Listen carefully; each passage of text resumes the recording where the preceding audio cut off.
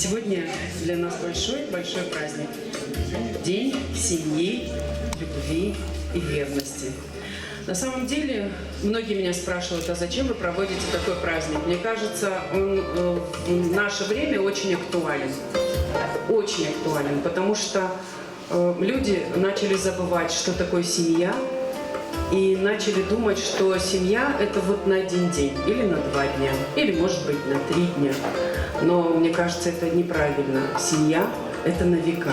И то, что сейчас у нас в зале пары, которые прожили рядом 60 лет, 50 лет, 55 лет, 30 лет, 40 лет, вот вы сейчас для нас большой пример.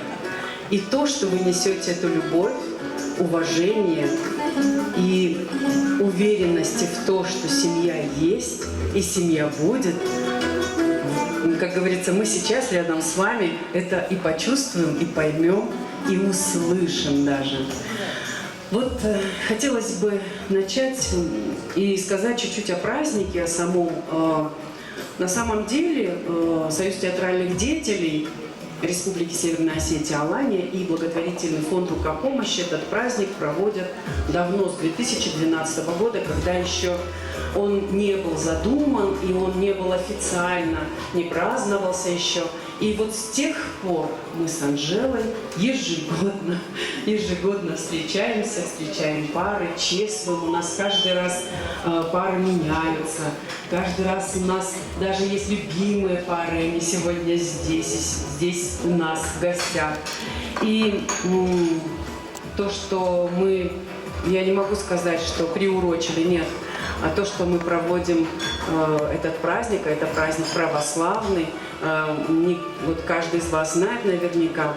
И хочется предоставить слово отцу, нашему любимому отцу Георгию, Георгий Балатаев. Он отец 6 детей. И в браке они с супругой 26 лет. Здравствуйте, всех вас приветствую. Позвольте поздравить вас с Днем семьи, любви, верности. Святые Петр и Феврония – это образец любви. И по смерти они воссоединились, и никто их не мог разлучить. Поэтому кратко скажу так: святые Петр и Феврония, молите Бога о нас. Спасибо. Спасибо большое. У нас будет необычный формат, довольно-таки необычный. Мы будем рассказывать про каждую пару и задавать им иногда вопросы. Задавать им иногда небольшие вопросы. Вот я уже сказала, что отец Георгий Балатаев и Оксана в браке 26 лет. Воспитывают 6 детей. Я задаю вопрос. Скажите, пожалуйста, а трудно воспитывать 6 детей?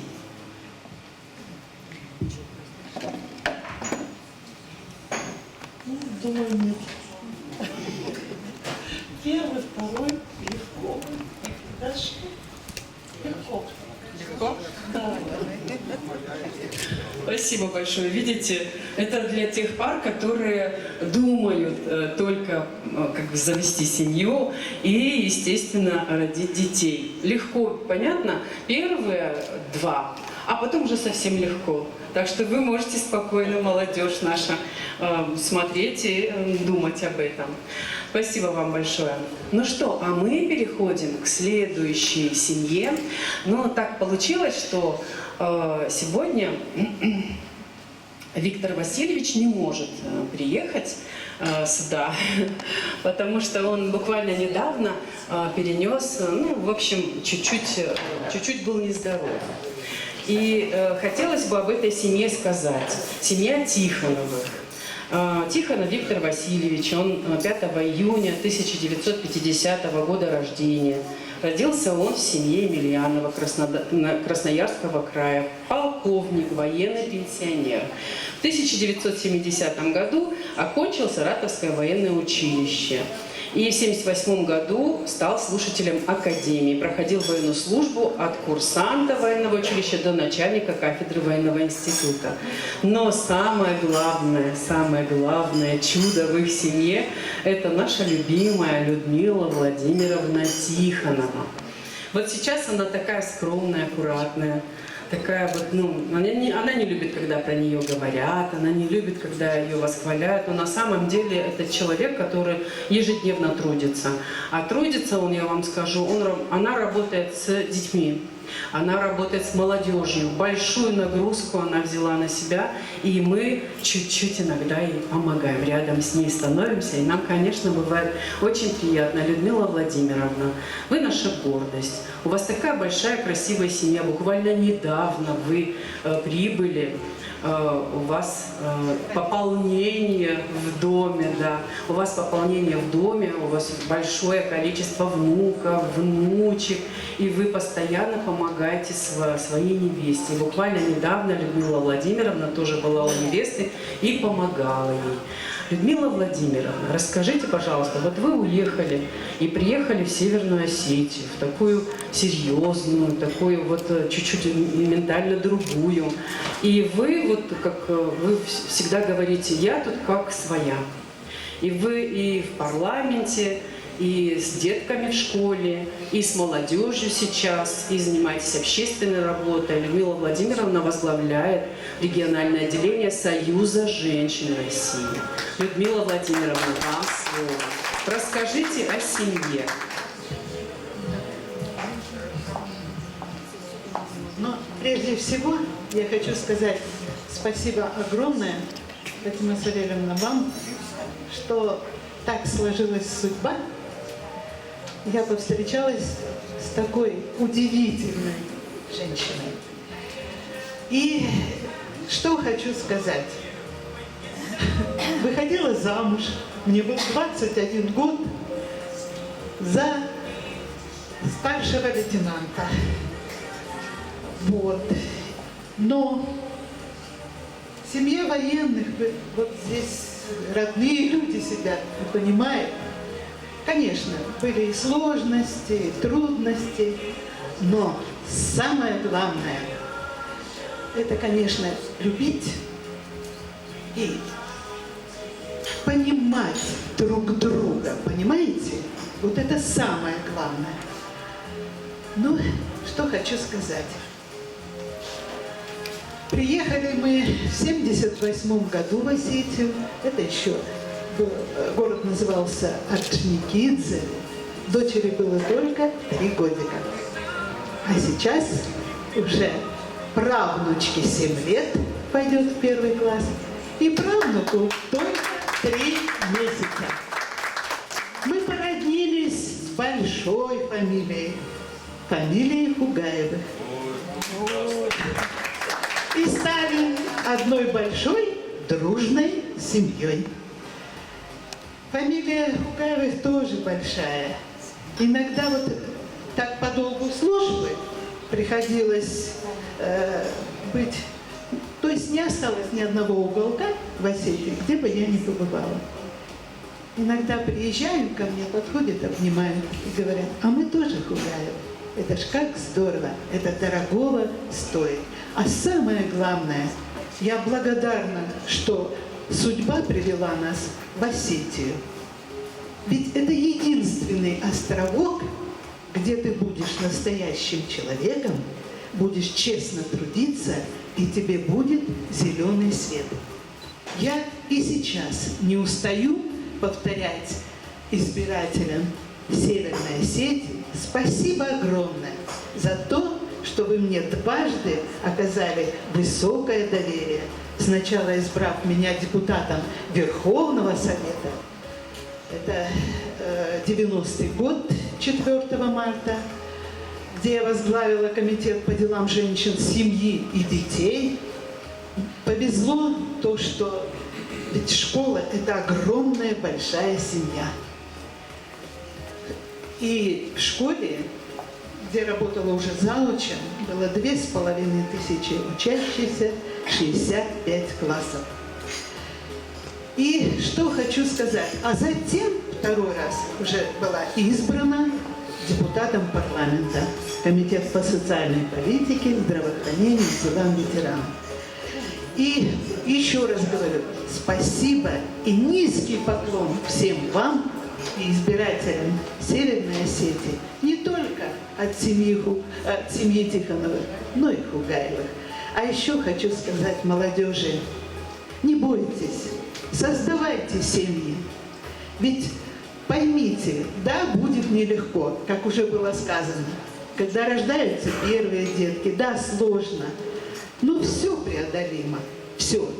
Если будете любить друг друга, помогать друг другу. И, конечно же, быть примером для своих деток. Хочу поздравить всех с Днем семьи, любви и верности. Ведь многое сейчас делается и президентом в России, и правительством в России, и главой республики нашей, и правительством, и парламентом дорогим, где вот родной парламент. Многое делается. Но, конечно же, и от нас зависит. С вами. Потому что время у нас сложное, но победа будет за нами. Спасибо еще раз. Праздником здоровья, всего самого доброго, самого лучшего. А еще разрешите мне выполнить миссию, почетную миссию. Я хочу вручить нашим дорогим семьям, которые являются примером для других семей, и вручить от имени президента Союза женщин России Влаховой Екатерины Филипповны наши благодарственные письма, грамоты, и поблагодарить за воспитание деток, потому что самое дорогое у нас – это наши дети и молодежь. Это наше настоящее и будущее. Фатима Савельевна, вы... Да. Я вам буду помогать.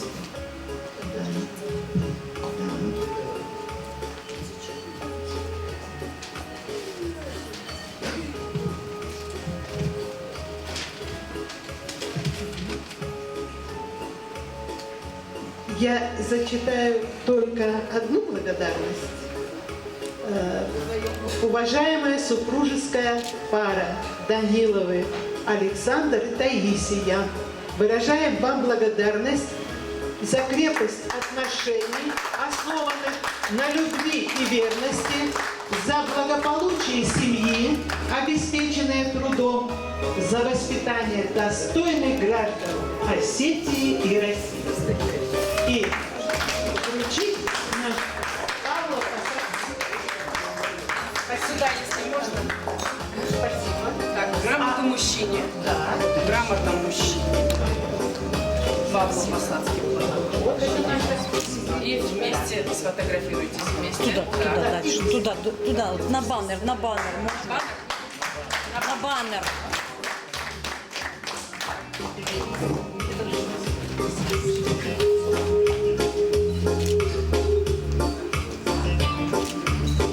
Спасибо большое. Спасибо. Спасибо вам давно за вашего сына, героя России, который является примером и для нас.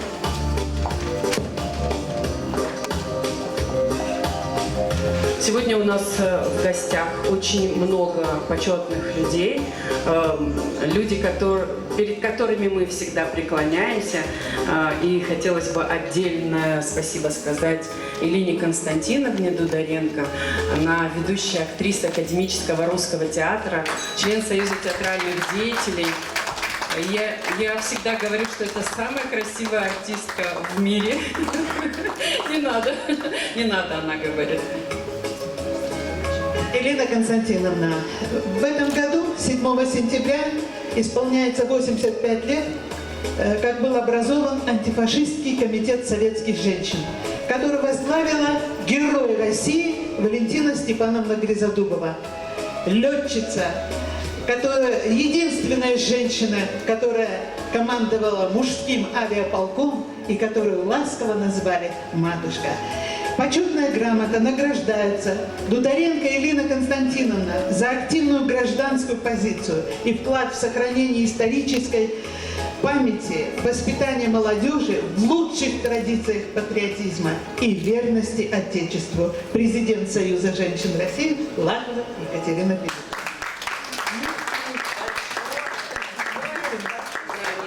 По традиции у Союза женщин такая хорошая традиция, они дарят вот такие роскошные платки. Не надо, бывает, платок просто накинуть на плечи. Спасибо огромное. А вам спасибо и низкий вам поклон за ваш труд. Спасибо вам за вашу нужную, очень важную миссию, за вашу работу, за то, что вы сегодня, о чем вы говорите, это же на сегодняшний день, ну просто свято. Без этого невозможно. Иначе мы здесь такая большая семья. И если говорить о том, семья – это семья.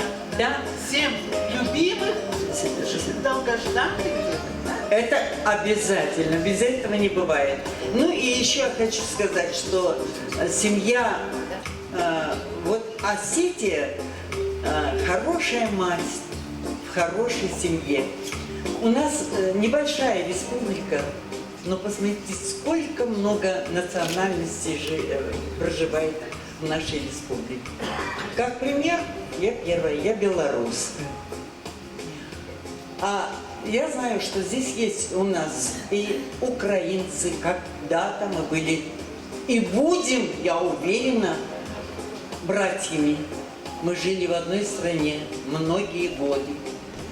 Ну, не рассказывать сейчас политические дрязги и всякие перипетии, не будем об этом, о плохом.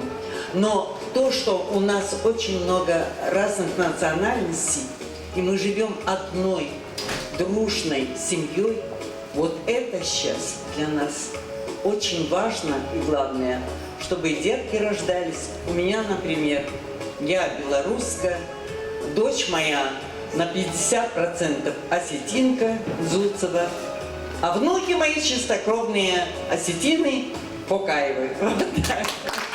Я это желаю всем нам. И самое последнее хочу пожелать нам мира. Победа обязательно будет за нами, потому что наша семья, семья нашей страны и нашей республики очень должна быть дружной, как она и есть, и будет впредь.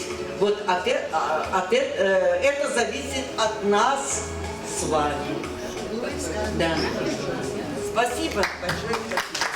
Ну, коль уж мы уже даем право слова членам нашего союза, артистам, любимым нашим артистам, у нас чуть-чуть, Людмила Владимировна, вы как свой режиссер в режиссуре внутри мероприятия, да?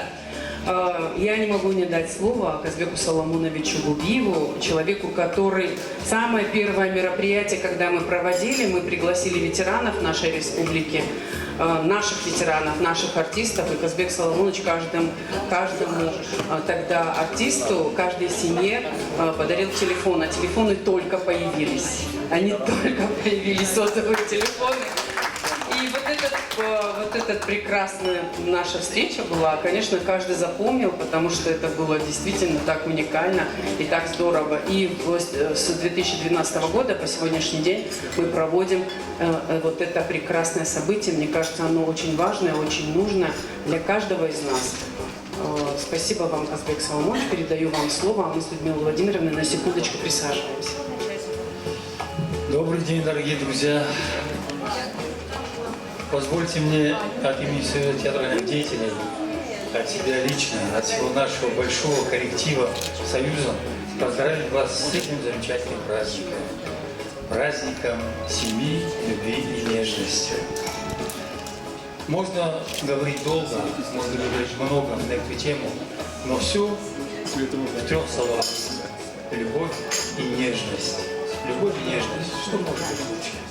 Я вам всем желаю добра, здоровья, долгих лет жизни. Вам отдельный низкий поклон за воспитание такого сына. Вам отдельный за воспитание 6 детей. вам, нашим друзьям, которые приехали с Чечни. Большое вам спасибо. Всем вам огромное спасибо, Анжела.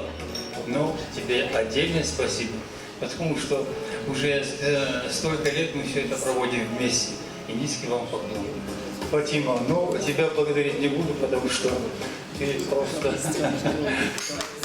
Нет таких слов, чтобы тебя отблагодарить. Спасибо вам всем большое. Хотел бы сказать очень много, но на жаркое время за выход. Спасибо большое. Людмила Владимировна. И поскольку мне нужно будет еще вернуться в Русский театр и вручить точно так же, то есть выполнить почетную миссию президента Союза женщин России Екатерины Филипповны Лаховой, но рядом со мной не просто Фатима Савельевна, заместитель председателя Союза женщин России, она посол культуры Союза женщин России.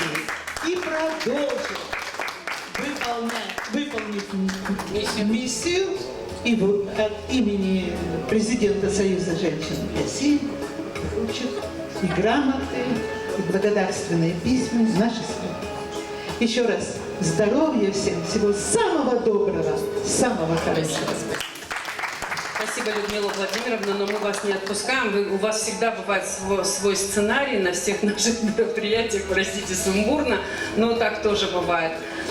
У нас сегодня представители молодежного парламента. Сегодня у них была такая серьезная, интересная встреча. Они много что-то решили на своей серьезной встрече. Но они наши друзья, они бывают на всех наших мероприятиях. Слава Богу, что мы можем дружить с молодежным парламентом. И молодежь всегда с нами. У них тоже своя миссия.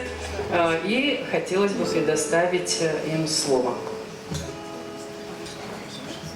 Нужно сердечно поздравляю Дану, как лучше. Тоже присоединяюсь к поздравлениям. Добрый, светлый праздник. Очень приятно находиться в атмосфере такой уютной, теплой, светлой, повторюсь. Принято почему-то считать, что любовь, семья – это то, что актуально среди молодежи. Но я лично сторонник другой позиции, что любовь, добрые отношения, семья – это как раз-таки про поколение старшие, которые своим примером показывают нам, что нужно любить, что нужно создавать семьи, о чем вот мы сейчас и говорим.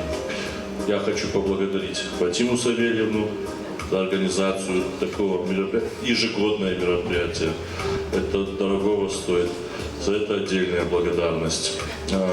И вот в честь этого праздника хотелось бы вручить благодарность от лица молодежного парламента Людмиле Владимировне за особый вклад в воспитание подрастающего поколения и культивацию верных жизненных ориентиров.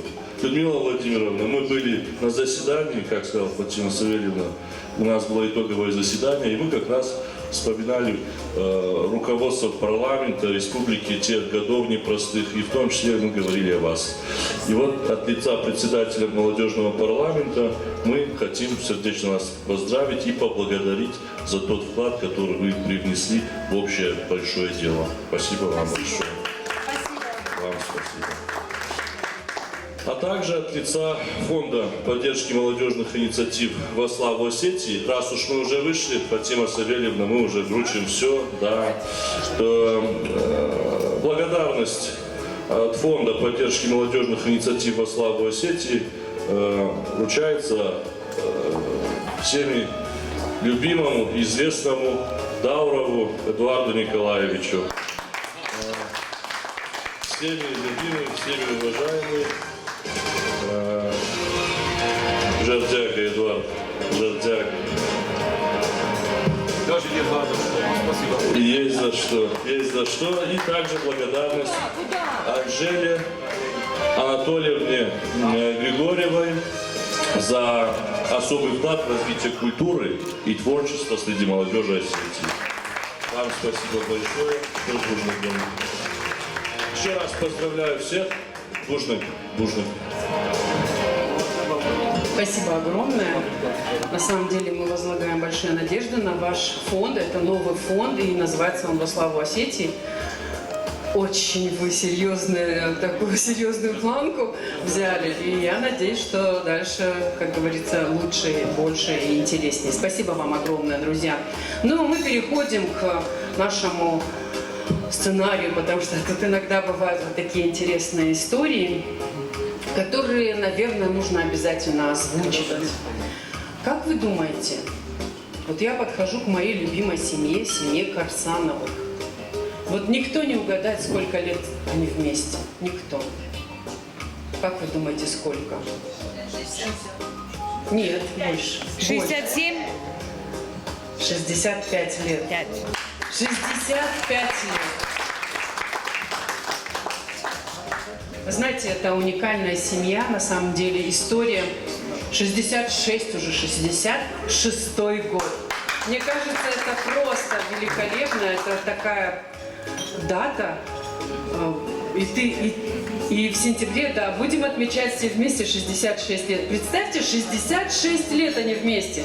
Они заслуживают просто потрясающих аплодисментов. Об этой семье хочется рассказывать долго и интересно. Но вы знаете, история этой семьи уникальна. Так сложилось, что... так сложилось, что была Великая Отечественная война. Наверное, самое страшное испытание это война. Самое страшное испытание человека – это война. И в 6 лет вместе с братом и сестрой Владимир Карсанов оказался в фашистском лагере.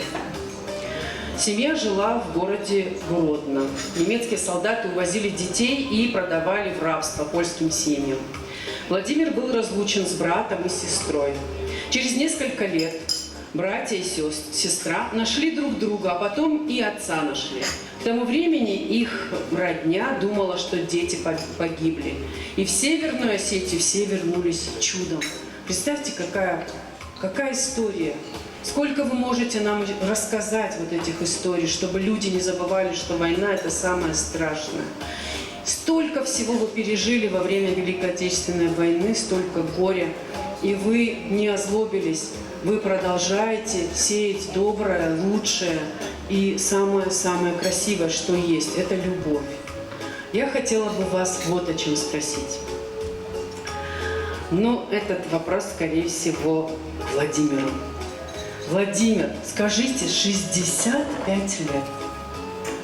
Вот как можно быть влюбленным 65 лет? —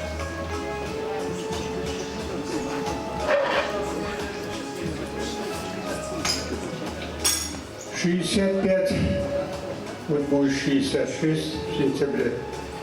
Это не трудно очень. Просто надо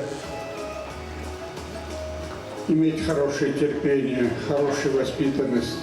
Надо уважать и любить друг друга, думать о будущем. Те молодые семьи, которые вот по несколько лет живут и разводятся, конечно, я им не завидую. Надо верить друг другу и воспитывать своих детей на своих традициях. Вот ведущая говорит, тяжелая жизнь прошла, да, очень тяжелая. Великая Отечественная война лишила мое детство. Мы жили до войны с 1939 года в городе Гродном, и там уже началась война, нас там застала. Так получилось, что отец дежурил в воинской части, а мать была в санчасти. Началась война, мы оказались вместе с соседкой. А немцы быстро нас собрали. Все убегали в лес, мы собрали в город. Потом они отбирали детей с 2 до 80 лет И в том числе и мы попались. Я, мой брат, моя сестренка. И были в лагере. Для чего нужны были дети? Ну, вы знаете, кровь, кожа. Когда немцы уже подошли к Москве, к Сталинграду и Калининграду, дети уже не нужны были, и нас продавали в рабство. Меня одна хозяйка взяла, брата другая, сестренка другая. И так случилось, тяжелые условия жизни. Мы побирались, ходили по мусоркам, ходили на базар побираться. И на базаре просто случайно встретились с братом. А в конце войны с сестрой встретились. И это нам посчастливилось, что мы знали, где кто живет. Мы с братом в одном городе были, а сестренка в другом городе. Но мы встретились. И наше счастье, что отец был живой. Ведь они прошли Белоруссию, нас не нашли, захоронений очень много было. И детей, и взрослых. И нас считали погибшими. Мать приехала сюда, на Кавказ, исправила поминки. Нас как погибших детей. А в 1945 году по чистой случайности отец нашел нас. И брата, и меня, и сестренку, и опять вернулись сюда. Представляете, какое сборище здесь было? Вот все приезжали соседи, не верилось. Дети, которые погибли в начале войны, в конце войны, в апреле 1945 года нас нашли и вернулись сюда. Конечно, радость была очень большая. Я очень рад сейчас вот Климовым, вот Анжеле и Виктору, вот за эти мероприятия, которые вот собирают всех вот семей. Мне очень приятно встречаться моих знакомых, моих близких, друзей, тех, которые мы вот постоянно собираемся и встречаемся. Большое спасибо. Спасибо вот Фатиме, который ведущий постоянно ведет. И вот рука помощи, те, которые вот организовали вот такую встречу. С праздником вас! Крепкого здоровья! Держите друг друга, любите друг друга, уважайте друг друга. Старайтесь, думайте о будущем, о своих детях. И тогда будет у вас крепкая семья и будете долго жить. Спасибо, родные. Спасибо огромное. На самом деле для нас очень важно бывает услышать такую историю. Она уникальна, и пока вы ее рассказываете, человек понимает, что самое главное в жизни – это жизнь. И мы иногда забываем, что надо любить друг друга, нужно поддерживать друг друга. Спасибо вам, спасибо за то, что вы с нами, за то, что вы сегодня поделились своей уникальной историей. А я перехожу к следующему столику. И хотелось бы рассказать о следующей паре. Как вы думаете, сколько лет эта прекрасная пара живет вместе? Так, версии. 57 лет. Представьте, друзья, 57 лет вместе. Это же просто, мне кажется, просто подарок. Просто такой подарок Божий. Иван Михайлович и супруга Ирина. Между прочим, Иван Михайлович – легенда оперативного сыска, чтобы вы понимали. Это очень серьезный человек. Уроженец Орловской области. С детства знал, что будет милиционером.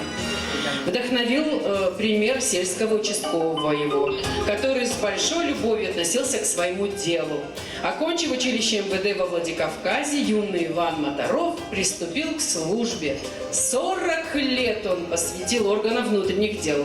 Прошел путь от участкового инспектора до заместителя начальника милиции общественной безопасности республики.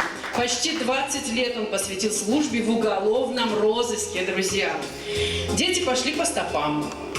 Сергей ушел на пенсию в звании полковника внутренней службы. Оксана работает в структуре МВД. Наталья посвятила 16 лет работе с трудными детьми ПДН. Полковник в отставке. Не могу же сказать, что вы в отставке, потому что вы всегда в строю и всегда на таких серьезных мероприятиях, и столько доброты, столько любви вы дарите людям. А у меня к вам вопрос. У вас столько детей, у вас такая династия. Как вы вот так передаю вам микрофон, как удалось сохранить вот такую вот большую династию именно в таких структурах? Моя жизнь очень интересна. Я рождался 4 раза. Первым родился я в 1936 году в Орловской области, Коптянский район. Дальше мой день рождения был в 1944 году, когда немцев Орловско-Курскую дуга выгнали. Мы с села маленькое, наше село было буквально маленькое, вышли гулять на места боев, и один из наших мальчиков нашел взрывное устройство, поджег, взорвался, 3 погибли, 4 остался без ноги, а я был отброшен, остался живым. Это мой был 2-й день рождения. Я должен был погибнуть. 3-й день рождения, всем вам известны хотовские события 1979 года, когда кафе расстреляли наших. Вот эта банда была Османов, Вегиров, Вачиков и Кияров, Кабардинская бригада. Там мне пришлось в форме медицинского работника с участием москвича, еще детской комнаты Кабарды, идти на задержание особо опасного преступника Бубачикова, брат министра юстиции Кабарды, участник был этой банды.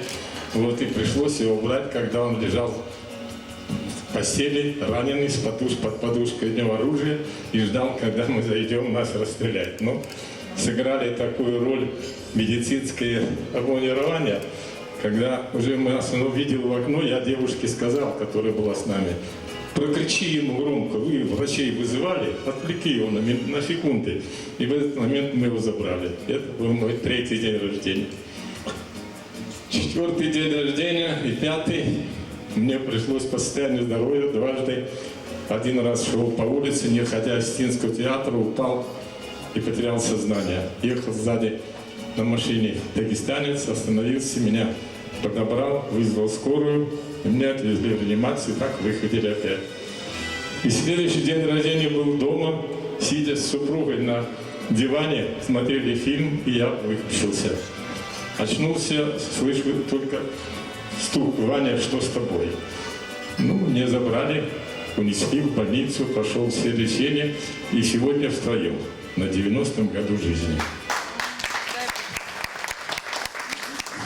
Моя и интересна в этом, и в то же время заставляет меня трудиться, работать. Кроме тех лет, которые назвали, я отдал органам внутренних дел, а моя семья, 2 дочки, сын Сергей, который и я прослужили нашей родине 140 лет в органах внутренних дел.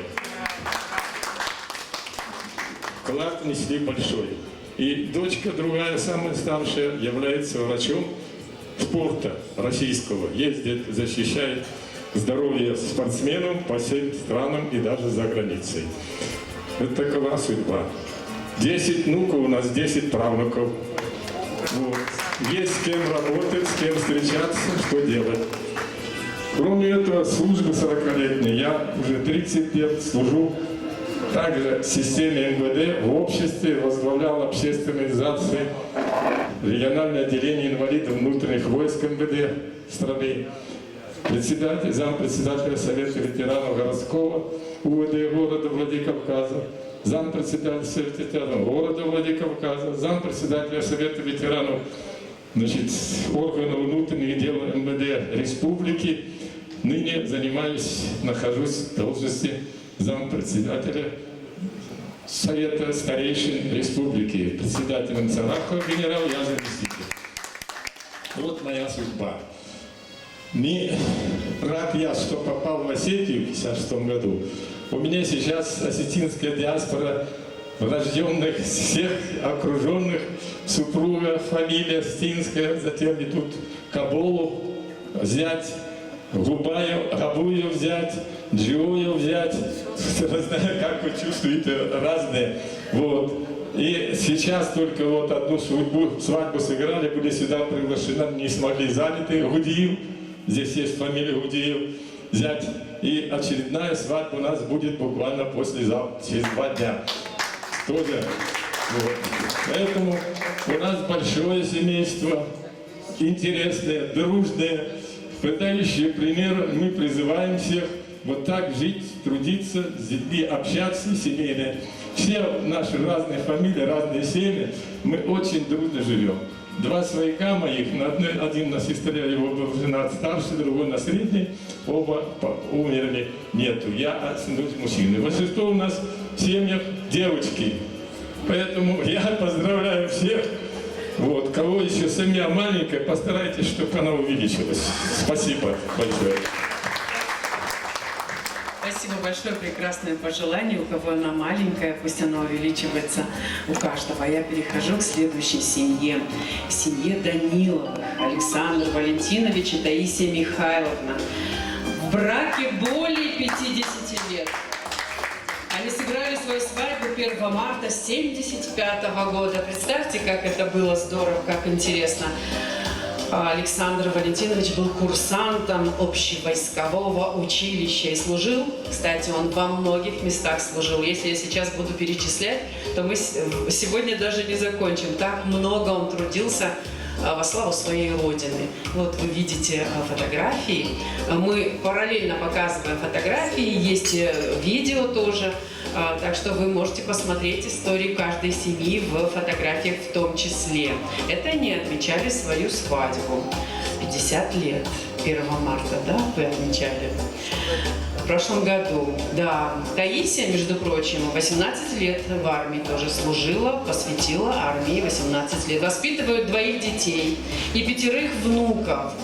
И еще хочется сказать отдельное вам спасибо за то, что вот вы все сейчас видите нашего героя России. Это их сын Данилов Александр Александрович, командир 1-го мотострелкового батальона. И я задаю вопрос, на самом деле он уникальный в наше время. Трудно ли воспитать героя? Потому что героем, может быть, оказывается не каждый. Но мне кажется, это воспитание. Это, скорее всего, от папы и от мамы. Вот как воспитать героя? Героя не воспитывают, героями становятся. Поэтому воспитывают, как и все родители воспитывают своих детей, а воспитать именно героя такого не было. Он закончил Московское училище наше. В 2000 году в 2001 году поступил, в 2005 году закончил училище, служил тоже во многих местах. Сначала службу начал в Моздоке, потом в Прохладном, был в миротворческом батальоне, когда началась война в Южной Осетии. Он был замкомандира миротворческого батальона там. После этого служил на Украине, был везде. И последняя его служба был командиром 1-го мотострелкового батальона 30-го мотострелкового полка Северной группы войск. Ну, это Ленинградский военный округ. Обороняли они Курск, попали в окружение. Ну, о нем показывали очерки и все. Когда они попали в женскую колонию под Курском. И вот, ну, тяжело об этом рассказывать, потому что мы были на какой связи, там, по WhatsApp переписывались, что советовал отец, там, я как бывший военный говорил ему то же самое, вызывая огонь на себя, приходилось вызывать огонь на себя ему, ну, вывел своих людей, и там еще один батальон, который был вместе с ним, комбат погиб, тоже получил потом посмертно Героя России, вывел эти подразделения из этой, ну, без потерь, за что было присвоено звание Героя России. Дай Бог вам здоровья, дай Бог ему здоровья, сил, пусть живет долго и счастливо. А вам низкий поклон за то, что вы воспитали Героя России. Вам нужно общаться с молодежью обязательно, потому что, наверное, у каждого такого отца бывает что-то особенное, чтобы он мог сказать мальчикам. Спасибо вам большое. Сил вам, здоровья. У меня дочь старшая, директор педагогического колледжа, кандидат педагогических наук. Тоже это же считается воспитание. Да, это воспитание. Это точно воспитание. Ну вот видите, это самое главное, вот в детстве, наверное, с детства начинается. Ты должен быть правильным, ты не должен обманывать, ты не должен воровать, ты не должен убивать, ты должен любить свою родину и свою маму в первую очередь, да? Да, спасибо. Ну а я перехожу к следующей нашей паре. Эта пара у нас приехала из Чеченской Республики. Наши друзья. Сразу мне показывают, кто должен отвечать. Конечно. Гучиков Сайфуддин Балдинович и Луганская Светлана Марьям. Живут они вместе более 35 лет, воспитывают своих дочерей и 4, или уже побольше внуков. 5-го ждем, да. Мы ждем 5-го внука. Пережили вместе страшные войны Чеченской Республики, первую и вторую. Светлана и Сайфуддин познакомились в начале 90-х годов, когда Светлана закончила школу. И с тех пор они вместе, несмотря ни на что. Вот посмотрите их прекрасные фотографии с маленькими детками, мне кажется, все написано на лице. Счастье – это когда все живы и здоровы, слава Богу. На протяжении такого большого времени они работают и возглавляют очень интересные общественные организации, занимаются восстановлением разрушенных кладбищ в ходе боевых действий на территории Чеченской Республики. Мне кажется, это очень важная миссия. И я бы хотела вас, Сайфуддин Балдинович, спросить об этой миссии. Не каждому человеку придет вот это на ум. Память. То, что вы делаете, это уникально. Вы восстанавливаете память, вы даете возможность родителям, которые уже не рассчитывают и не надеются ни на что, вы даете им как бы вот второй вдох сделать. Расскажите о своей деятельности, пожалуйста. Я даже не знаю, что рассказать. Занимайся тем, чем велит душа, слава Богу, алхамдулилля, мы идем путем, как и все люди идут. Мы видели решение войн и пытаемся помочь людям, которые лишились, и война лишила всего, помимо Родины, многих лишила жизни. И единственное, что память, которая остается от тех, кто ушли в мир, это кладбище. Мы с 2000 года уже 26 лет пытаемся помочь людям приехать на могилу, восстановить эти разрушенные кладбища, которые во время войны пострадали. И также мы занимаемся поиском родственников солдат, защищавших город Грозный в 1942-1943 году. На территории Чеченской Республики десятки тысяч солдат, которые так и не обрели свой дом, и для многих они по сегодняшний день числятся без вести пропавшими.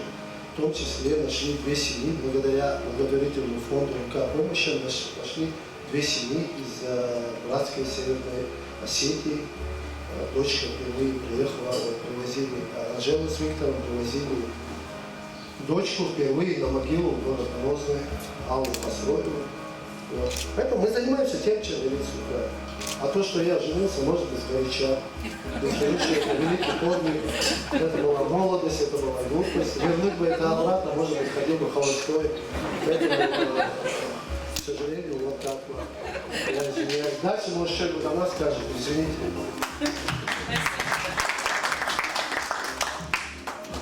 Ну, что я могу сказать? Сюда, смотри.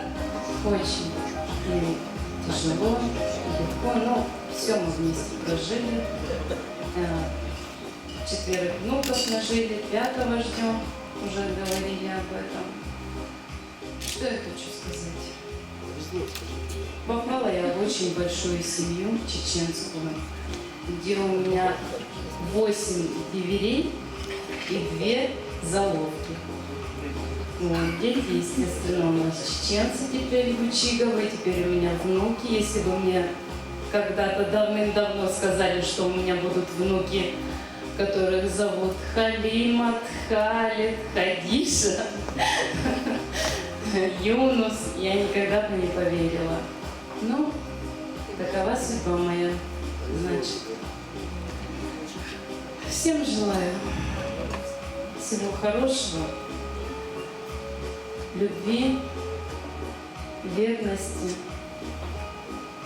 Надо, да, конечно, прожить и хорошее, и плохое. Но я думаю, что мы доживем эту жизнь до последнего. И, как говорится, умрем в один день. Спасибо большое за приглашение. Все было прекрасно. Спасибо вам большое. Детям, продолжай, пожалуйста. Спасибо большое. Я перехожу к следующей семье. Правда, вот Эдуард Николаевич сел очень-очень далеко. Так получилось, что Людмила сегодня не пришла, она занята. Эдуард Николаевич Дауров, народный артист Северной Осетии, Южной Осетии, заслуженный артист Абхазии. У них большая семья. Воспитывают большое количество внуков, внучек. И вот у меня вопрос сразу, Эдуард Николаевич, как можно совмещать творческую деятельность, вот такую активную, которую ведете вы, и еще вот быть хорошим дедушкой? Вот это расскажите, это очень уникально. Я думаю, что, слушая наших друзей, гостей из Чечни, если любишь своих близких, то это всегда что-то единое, то для тебя это не проблема, потому что это часть твоей жизни, часть твоей судьбы. И да, у меня пока все внучки, у дочки 3 дочки и сына, лапочка дочка. И, наверное, это самое огромное счастье, что есть. И почему все это, я помню, мы создавали семью, увы, когда разваливался Советский Союз, самые тяжелейшие годы, 90-е годы. И говорят, начинается как говорится, с подушки. Наша семейная жизнь начиналась с матраса на полу в общаге. И как бы тяжело не было, самое главное, никогда не было упрека, почему вот у нас того нет, у нас всего нету. И когда ты чувствуешь рядом с собой вот эту поддержку, я не говорю никогда, кстати говоря, я не ошибся. Я не ошибся. Это не было совершенного балла случайно. Это было, может, это счастье. Я благодарен судьбе, что в моей жизни случилось Людмила Тимофеевна. И когда рядом с тобой есть женщина, и ты знаешь, что это реально ты, то со стороны убежденного мужчины все получается. Спасибо. Спасибо большое. Я перехожу еще к одной семье. У меня семьи все моложе и моложе становятся. Все моложе и моложе. Георгий Вячеслав Махарбекович и Светлана, наша любимая Гавуева.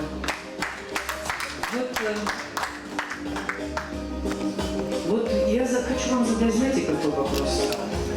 Вы, наверное, вот утром от отправляете свою супругу и думаете, вечером вы ее увидите по телевизору, утром вам пришлют там фотографии там из-за границы, потому что постоянно она занимается артистической деятельностью, ее постоянно много везде. Вам, вот скажите честно, вы ее иногда ругаете за то, что она поздно приходит с мероприятий, потому что она у нас и солистка камерного хора «Алания». Помимо этого у нее и сольная артистическая деятельность. Кстати, похвалюсь, что первый ее сольный концерт вышел из-под моих рук, можно сказать. Режиссер была. Режиссером ее первой сольной программы была я. Вот вы скажите, сложно с артистами? Вот с нами сложно? Добрый день всем. Как сказать, ругать, не ругать. Но когда она задерживается, я сижу на улице, жду ее. Да, так бывает, да. Не трудно. Почему? Если любишь там творчество, то приходится терпеть иногда и поздние встречи, и все остальное. Ну, семья, я вот смотрю, и всем вот этим старшим желаю еще многих-многих лет. Потому что в их глазах видно, что они прожили такую жизнь, которую желали бы и другим. Я им желаю долгих лет. И хотелось бы пожелать другим поколениям, нашему поколению, никогда не видеть тех страданий, что они видели. Всех благ, всех с праздником. Спасибо большое. И я перехожу и хочу рассказать историю еще моложе семьи.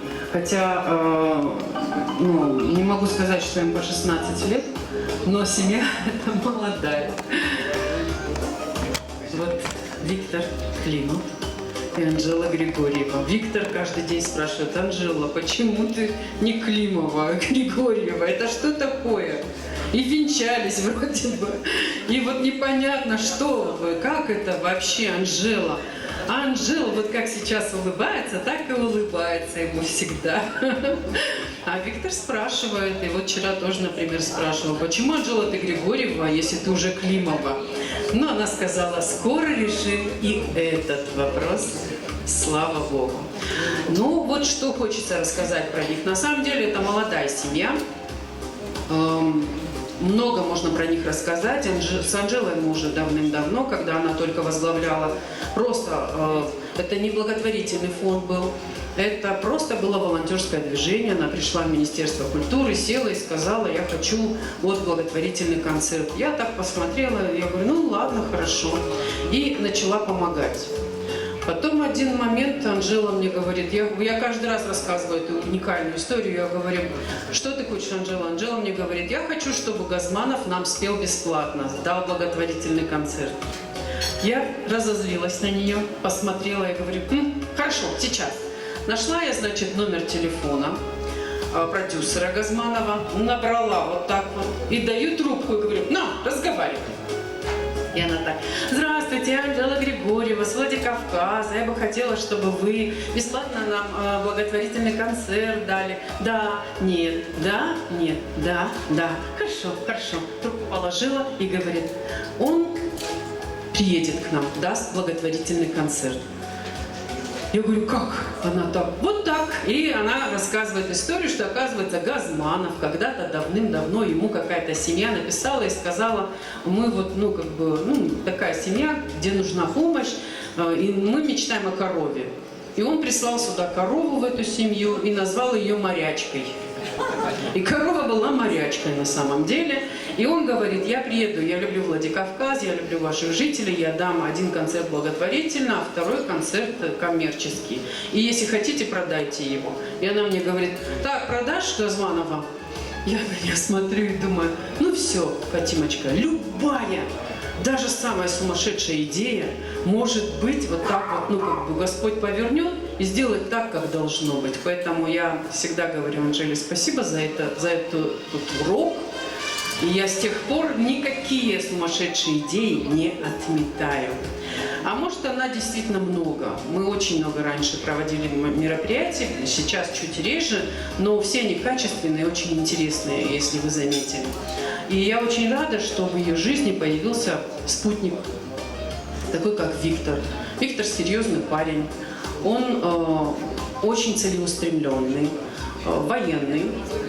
Он закончил наше училище.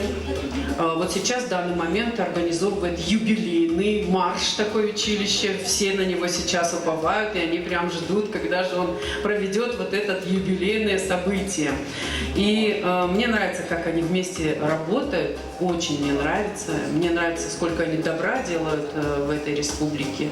Да, бывает не без шероховатостей, но я все равно рада. Я рада, что нас Господь свел вот как-то и поставил на одну дорожку, и мы идем бок о бок. И не передаю микрофон Анжеле, а передаю микрофон Виктору. Виктор, скажите, трудно ли с общественными деятелями жить?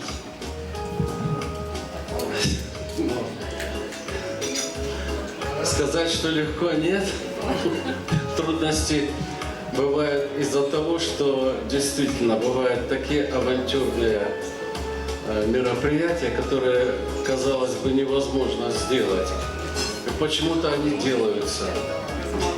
Почему-то они совершаются и сбываются.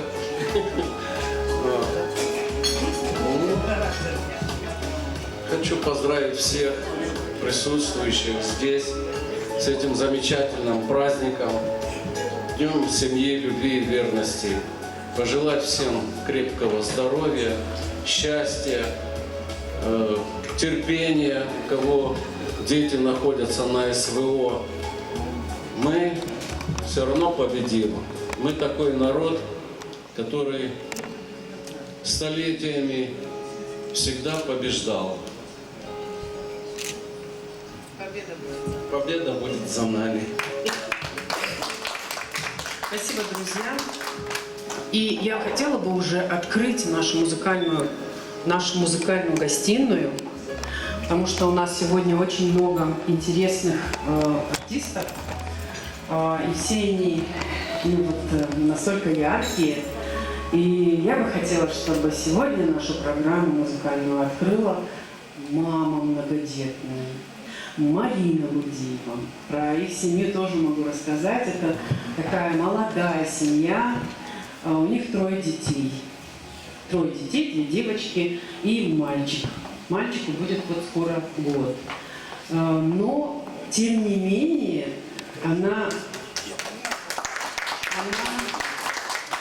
я вижу, как она трудится. Она трудится и работает с детьми. Она возглавляет Дом культуры Постаевского поселения. Она работает над собой еще, постоянно она учится. И, конечно, мне очень нравится, как она относится к своему супругу. И она всегда говорит, я говорю, он не злится, что ты так поздно. А он говорит, мне доверяет, он меня любит и уважает. И я тоже его люблю, уважаю и доверяю. И вот это, мне кажется, самое ключевое слово в долгой, красивой семейной жизни. Марина Гудиева. Спасибо огромное, Хатиса Юрьевна. Добрый день всем. Поздравляю всех с замечательным праздником. Я считаю, что это самый лучший праздник, один из самых лучших, который есть в нашей стране. Хочется добавить, что чем бы мы ни занимались, какая бы у нас профессия ни была, силы мы черпаем в семье. Когда в семье все хорошо, и в профессии все однозначно будет хорошо. Всех с праздником красоты, счастья и благополучия.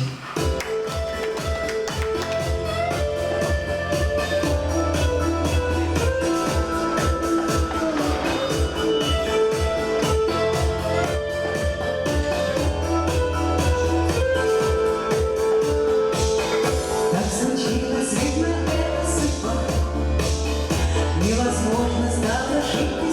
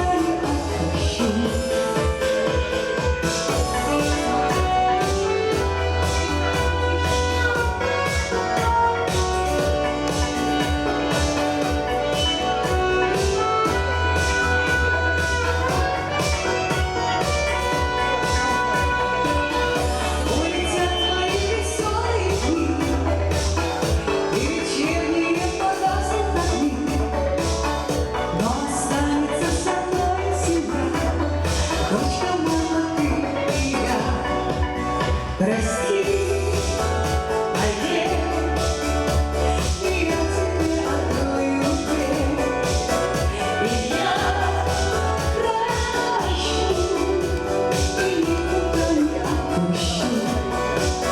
Прости, поверь, и я тебе открою дверь, и я прощу, и никуда не отпущу.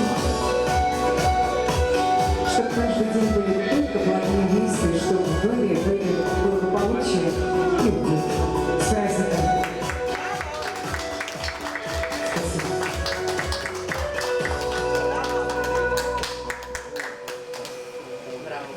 Спасибо большое. Ну а я перехожу вот к этому столику. Елена Константиновна, мы вас просто так сегодня не отпустим. Ой.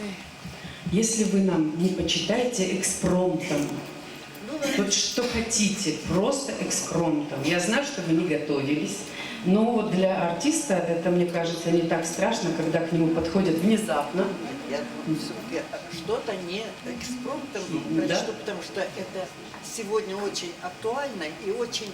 Ну вот хочется сегодня об этом сказать. Прекрасно. Все. Хотя- Передаю тогда вам микрофон. Сейчас. Ирина Константиновна Дударенко, заслуженная артистка Российской Федерации, народная артистка Республики Северная Осетия Алания, ведущая актриса академического русского театра. Вот эту бутылку убери, вот эту бутылку. Я очень, почему-то сегодня очень мне хотелось, когда я узнала, что мы И руки убери. встречаемся по теме, по такой теме, такой, ну, самой жизненной, самой важной, самой глубокой. Поэтому мне все время мысль, и, наверное, есть что-то в этом не очень хорошее. Я постоянно слушаю новости. Я прям заболела тем, что я все время включаю и ищу, что происходит в мире. Как нам живется, что нас ждет и так далее. Поэтому как бы я насыщена этой темой и думаю, что я не одна такая. Время такое сегодня. Сегодня вот наш праздник, он объединяет нас тем, что мы должны быть все вместе. И сегодняшняя встреча подтверждение тому, что вот я сегодня вижу из Чечни, из моей родной Белоруссии здесь люди, наши, те, у кого жизнь прошла в Осетии, и она стала такой же родной. Вот для меня, например, не знаю даже, как сказать, там, в Белоруссии, прошло мое детство и юность. А здесь вся жизнь. И так у многих. Поэтому мы вот политические нюансы, которые сегодня мы слышим постоянно, они не проходят мимо сердца, мимо души. И немножко это напрягает. Вот то, что я хочу вам почитать, вы меня простите, но сейчас вы поймете, о чем речь. Скажи, как можно небо разделить? Как в океанах провести границу? Но почему не могут люди жить свободно, без границ, как в небе птицы? Весь мир как будто тронулся умом, пытаясь ухватить кусок смачнее. Земля, ты стала просто пирогом, ее кромсают те, кто посильнее. Земля бунтует, будто говоря: опомнитесь, остановитесь, люди. Всего один вулкан, один потоп, один метеорит, и вас не будет. Что делим мы? Свою мы делим мать, что жизнь дала, растила, воспитала, нам все дала, чтобы человеком стать, а нам все мало, мало, мало, мало. Войной грозят вчерашние друзья, вмиг позабыв историю уроки. В борьбе за власть надменные князья легко нарушат данные зароки. И оросится поутру трава багряной кровью павшего солдата, что защитить хотел свою семью и землю от соседа супостата. Ползет над миром черной тенью. Ой, зло. Неся с собой ненависть и зависть, все крепче, все тесней тисков кольцо. Но есть сердца, что злобе не поддались. Мы, русичи, издревле до сих пор Русь пред врагом вовеки не склонялась. И если приходила в дом беда, вся Русь единым станом поднималась. Нам не нужны чужие берега. Нам не нужны заморские богатства.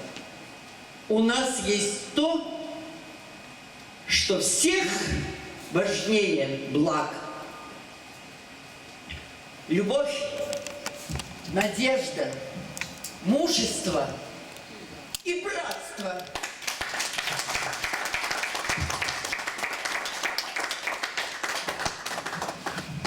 Спасибо большое. Действительно, братство. Но мы продолжаем нашу музыкальную программу. Я бы хотела пригласить сюда на нашу такую вот импровизированную красивую сцену Георгия Гагичаева, артист, поэт, переводчик, актер камерного театра «Шкит» и одновременно телеведущий. Буквально недавно прошла премьера, можно сказать.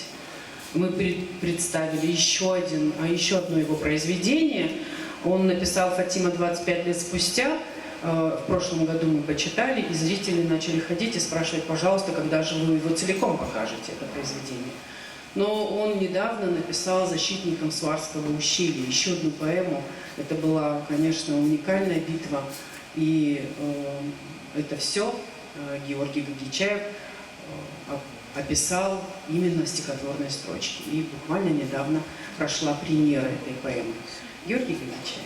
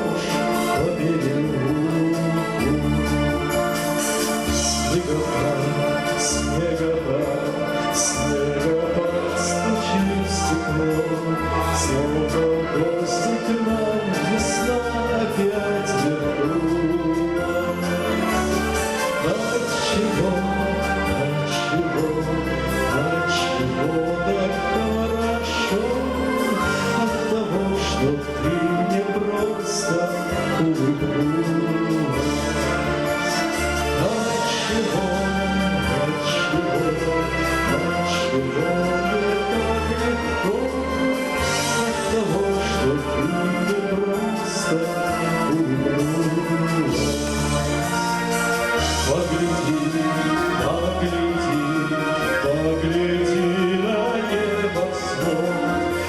сияет он безоблачно и чисто.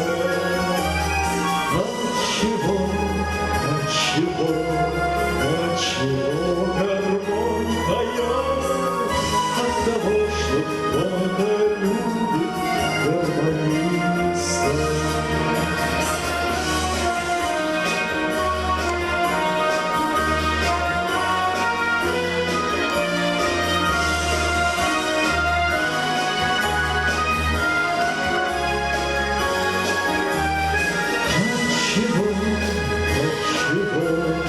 Отчего гармонь поет? От того, что кто-то любит гармониста.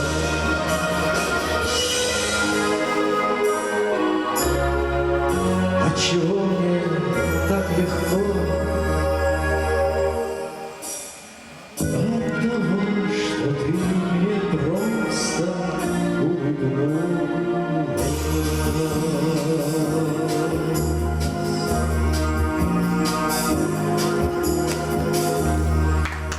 Спасибо. На самом деле, когда слышишь эти песни, вспоминаешь свое детство, свою молодость и понимаешь, какие фильмы были в Советском Союзе, какие фильмы раньше создавали, какие песни раньше создавали. Просто, так хорошо, что душа разворачивалась и требовала чего-то хорошего, красивого и доброго. Но я надеюсь, мы будем продолжать над этим работать и будем создавать что-то доброе, хорошее, хотя бы такое, как, не знаю, чтобы душа действительно радовалась. И у нас с Казбеком Соломоновичем серьезная миссия. Людмила Владимировна звонит и говорит: вы еще не выполнили мою миссию, а мы еще не выполнили. Казбек Соломонович, Людмила Владимировна нас просто не поймет. Ну что, переходим к церемонии награждения. Но у нас наград очень много, и будем их, как говорится, по очереди, да?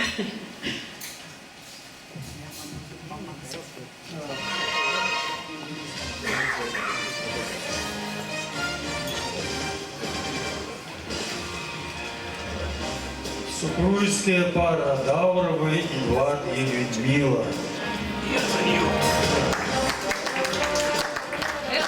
Это передадите Людмиле.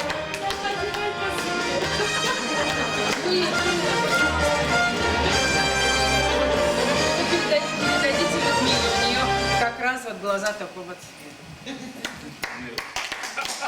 Карие глаза вообще-то.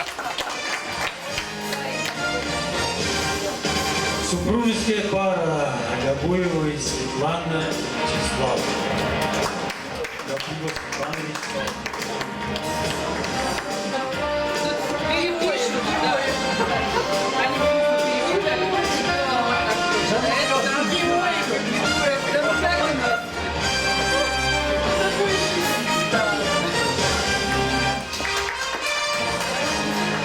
Супружеская пара Горячаева Георгий и Алина.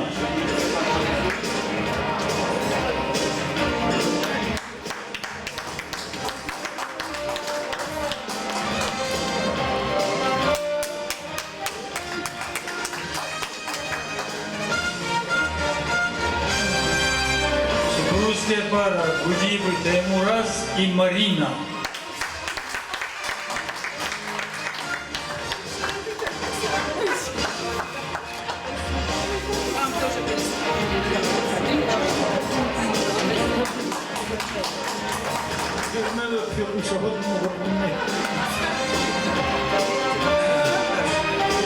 Награждается Гудиев Аслан Русланович.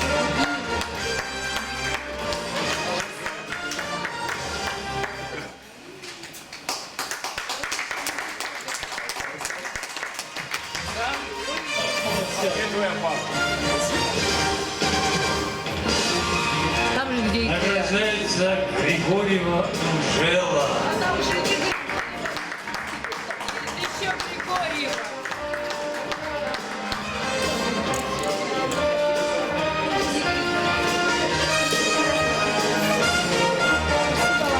С праздником! Счастья, здоровья!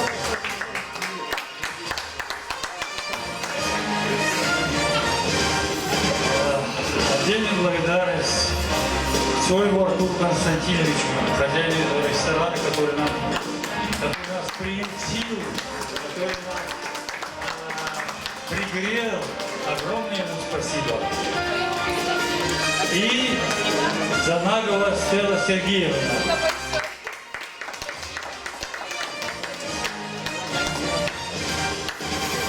Спасибо большое, но мы продолжаем нашу программу. И я хотела бы пригласить на эту сцену, коль уж мы Светлану уже вызвали, помучили ее, но было бы как-то неправильно, если бы Светлана что-то не исполнила. У нее прекрасный репертуар. И поет она, конечно, очень много, очень интересно. Но мы бы хотели мою любимую песню. Светлана, у тебя есть прекрасная песня «Пой, Кавказ». Да, «Пой, Кавказ». Да, на самом деле такая вот действительно объединяющая. Наша сила это действительно только в дружбе. Светлана Гаврилова, народная артистка нашей республики, солистка камерного хора «Алани». Ну и, друзья, кто хочет танцевать, выходим, танцуем. Приглашаем на лезгинку.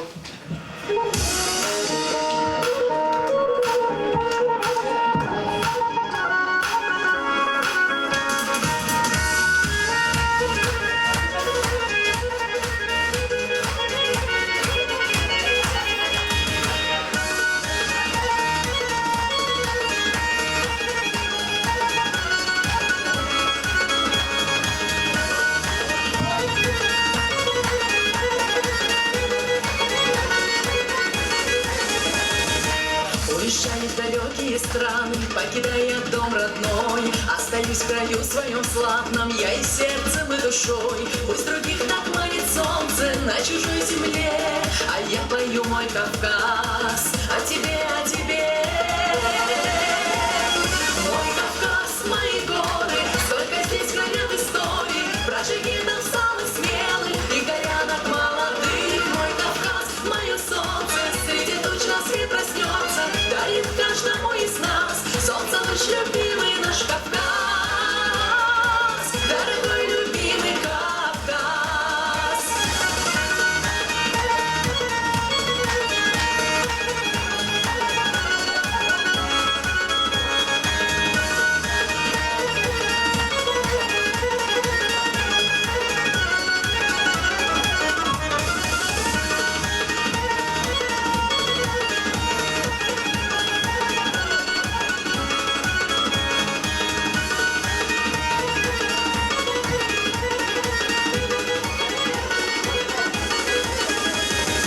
Родилась я здесь не напрасно, рядом вся моя родня. Нет на свете места прекрасней, это точно знаю я. Пусть других так манят звезды на планете другой, а я пою вновь Кавказ о тебе, мой родной. Мой Кавказ, мои горы, сколько здесь горят историй, про жигитов самых смелых и горянок молодых. Мой Кавказ, мое солнце, среди туч на свет проснется, дарит каждому из нас солнце лишь любимый наш Кавказ, дорогой любимый Кавказ.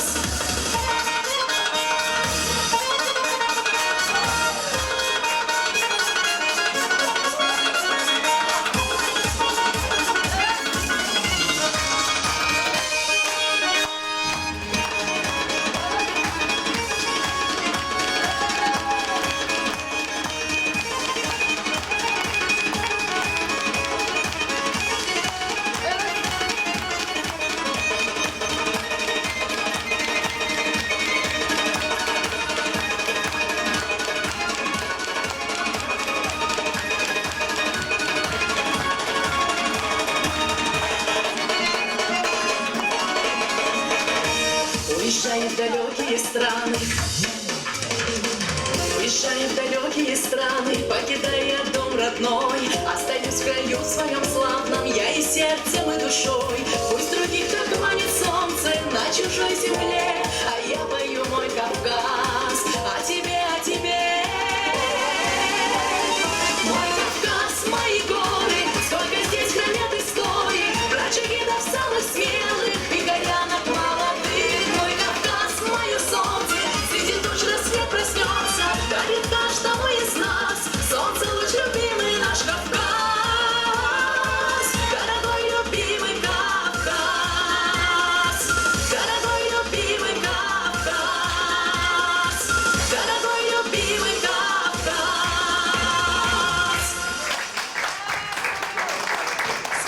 Спасибо большое. Всех с праздником. Спасибо огромное. С праздником всех нас, с Днем семьи, любви, верности. Ну а мы продолжаем нашу программу. Анжелочка, у тебя есть миссия небольшая, надо ее выполнить. Я же сказала, что мы как-то дозированно будем всех награждать.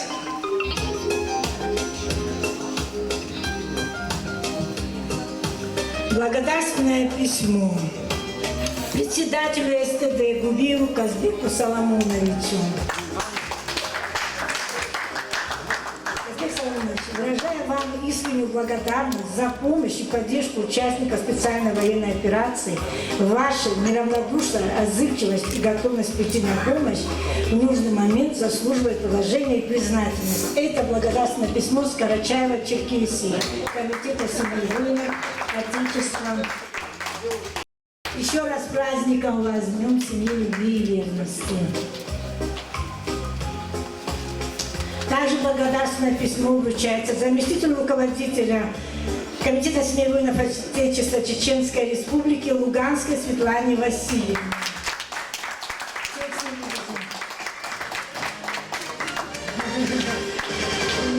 Поздравляйте с Днем семьи.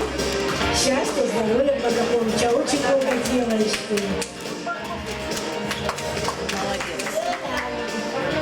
Света! Света, иди сюда.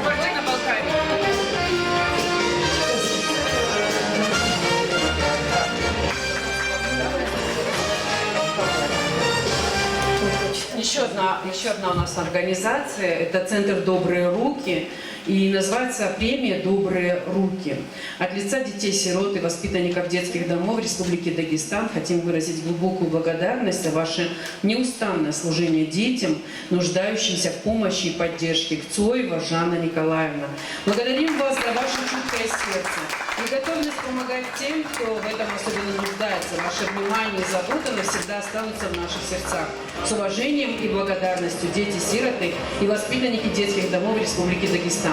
На самом деле Жанна Николаевна не только таким деткам помогает, она давно уже в общественной деятельности не понаслышке, и она очень активная девушка, она и нашим парням помогает, молодежи помогает, она работает очень много с детками в том числе. И вот эта премия «Добрые руки» очень трогательна для меня в особенности, потому что, да, спасибо вам огромное. Вы реально заслужили премию «Добрые руки», потому что вы очень добрый человек и делаете очень много добрых дел. Дай Бог вам сил, здоровья и счастья. Я хочу всех вас поздравить с этим праздником. Семья – самое дорогое в этой жизни. И очень хочется, чтобы ваши семьи всегда были в любви, в радости. Всего вам самого доброго, наши друзья из соседней республики. Вообще тут собрался континент, все народы мира, по-моему. Здоровья всем. И еще от имени Союза казаков России и зарубежья тоже хочу вас поздравить. Спасибо вам за то, что вы вот так с добром собираете людей. И много-много лет вам вот этих творческих успехов. Спасибо вам. Спасибо большое. Точно такая же премия «Добрые руки» Кадочникова Светлана Ивановна. Вручаем вам эту премию. На самом деле для нас эта премия очень важная. На самом деле и она еще и очень трогательная, потому что действительно ваша работа, то, чем вы занимаетесь, те добрые дела, которые вы поднимаете, мне кажется, очень важно. Очень важно для всех. И для каждого, которому вы помогаете особенно. А для нас, Анжела, еще больше, потому что мы понимаем, что добрых людей очень много. Сил вам, здоровья и счастья. Поздравляю с этой прекрасной премией «Добрые руки».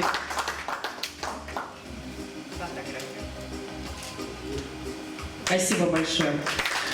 С Днем семьи, любви и верности хочет вас поздравить Аслан Гудиев. На самом деле, это парень, как раз почему я его пригласила, чтобы вы поняли. Он сейчас на пороге, он в ожидании чуда, можно сказать.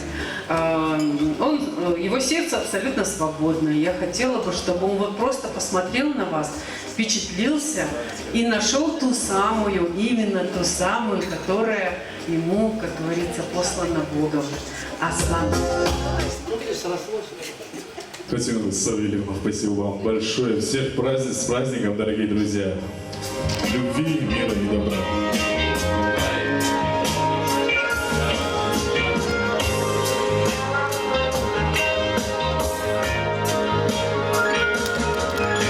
Вслед за мной на волнах лыжах ты летишь, за спиной растаял след от водных лыж.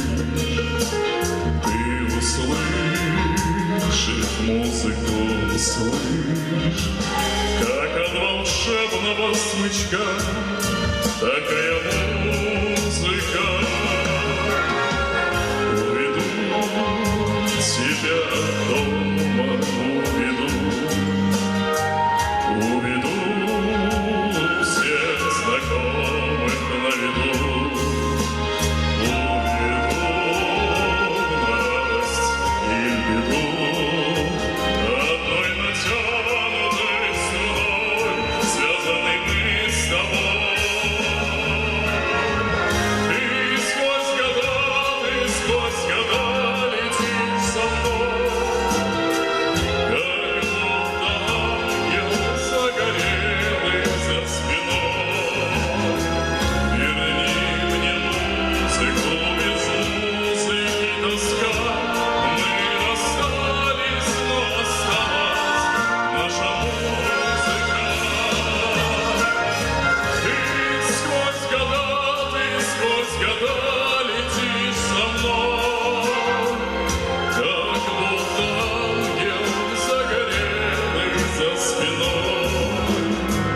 Верни мне музыку, без музыки тоска. Мы расстались, но осталась наша музыка.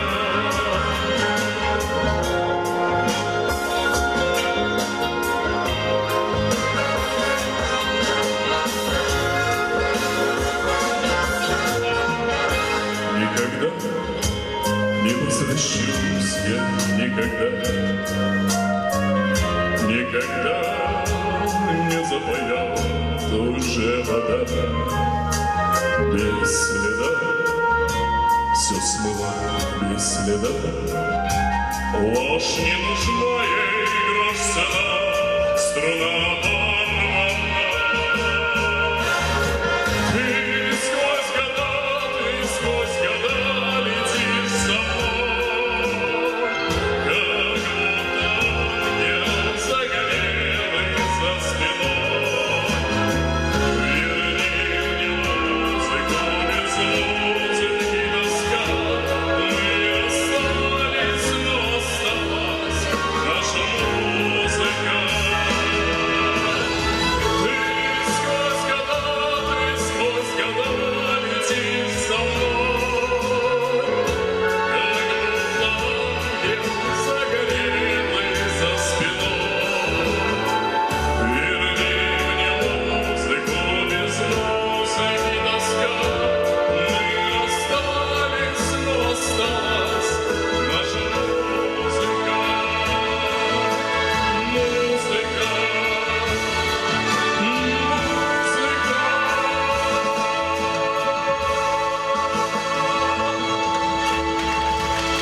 Спасибо вам всем большое. Еще раз с праздником. Любите и будьте любимы. Спасибо большое, Аслан. Я надеюсь, ты напитался этой положительной энергией. Да, он сказал да. Ну, вы знаете, я бы хотела, чтобы у нас было, в общем, побольше сюрпризов. Сейчас вот то, что будет на сцене, это точно сюрприз. Потому что сегодня утром, пока мы собирали наше мероприятие, сначала забрали меня, потом поехали к Анжеле, потом поехали к Злате, едем, и Виктор говорит, а эта песня посвящается моей любимой. Включает он музыку, он включил музыку и начал петь. Я говорю, так, Виктор, это была репетиция, следующее будет, говорю, на сцене. Он так, нет, я не буду петь, я на сцене не пою. Виктор, я сдала тебя. Сегодня премьера, ты впервые выйдешь на нашу сцену. Да, все просят, Виктор, так просто не бывает в жизни. Не только своей любимой ты сегодня посвящаешь. Да, в краску его вогнали. Но ничего страшного, Виктор. На самом деле, первый шаг можно сделать, и не так страшно. Когда вот тут вот одни твои друзья. Да, тем более, добрый зритель. Вот такое тоже бывает в жизни. Виктор Климов.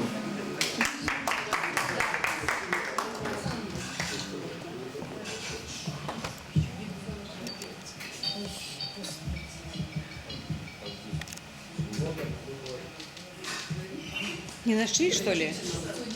Что-нибудь. Музыку не нашли? Нет, звука нет. Ты покажи. Где?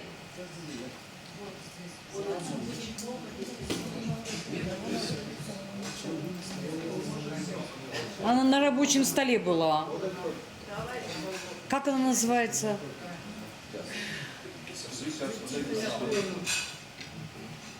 Не бойся, Виктор, все равно ты споешь.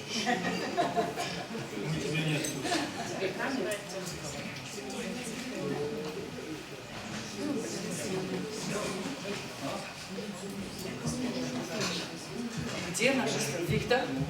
3 секунды мне. Стелла, если можно, Стеллу попросите, пожалуйста. Потому что у нас, как только до Виктора дошло дело, сразу там что-то как-то. Виктор, но вы не расслабляйтесь, вы сегодня обязательно споете. Так что вы пока можете присесть, отдохнуть чуть-чуть. Сейчас мы найдем Стеллу, которая одним взмахом крыла может исправлять все погрешности, все интересности.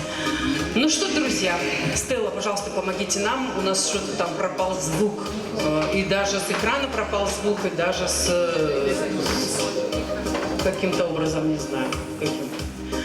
Я бы хотела к финалу нашего мероприятия сделать вот что. Вот наверняка вы думаете, что это у нас вот столько ромашек. Эдуард Николаевич не поет там? Эдуард Николаевич всегда в финале поет.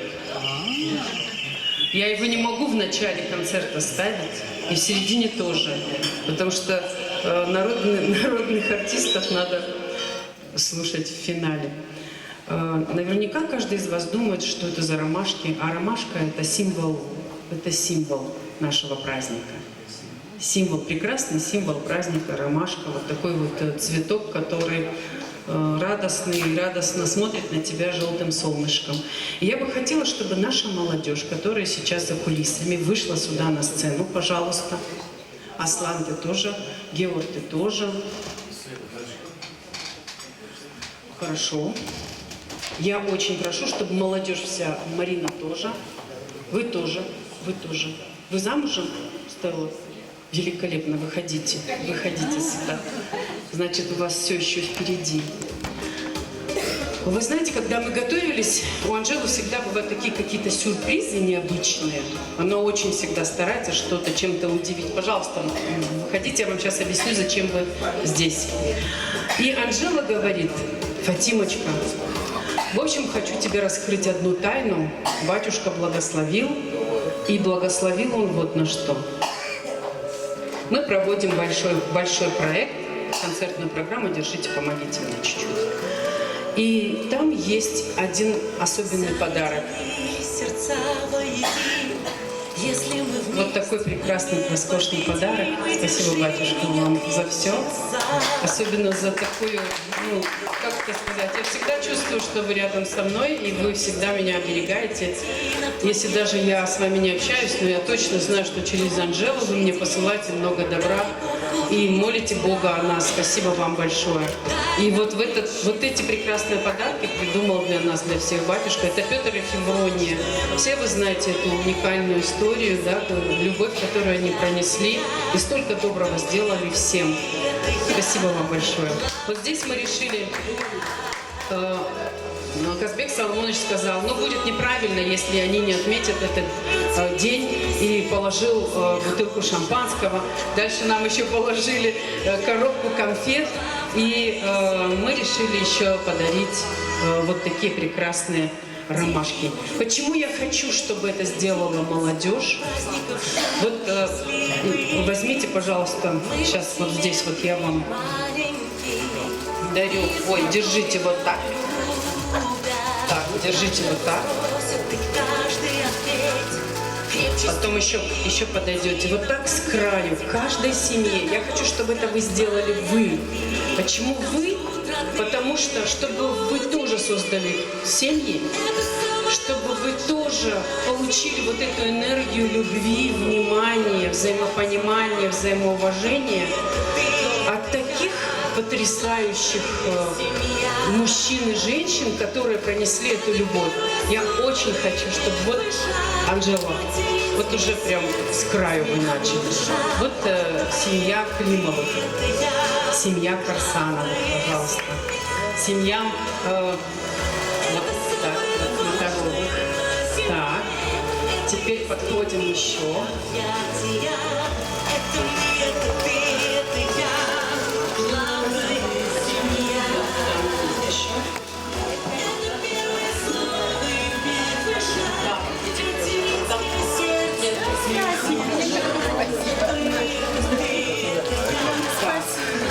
Здесь или здесь, или вот сюда.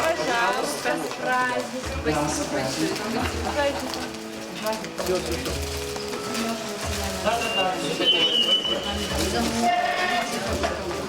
Пройдите, пожалуйста, сюда, вот сюда.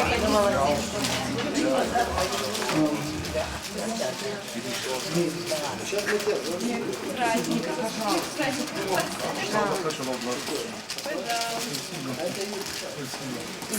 Так, мы никого не забыли.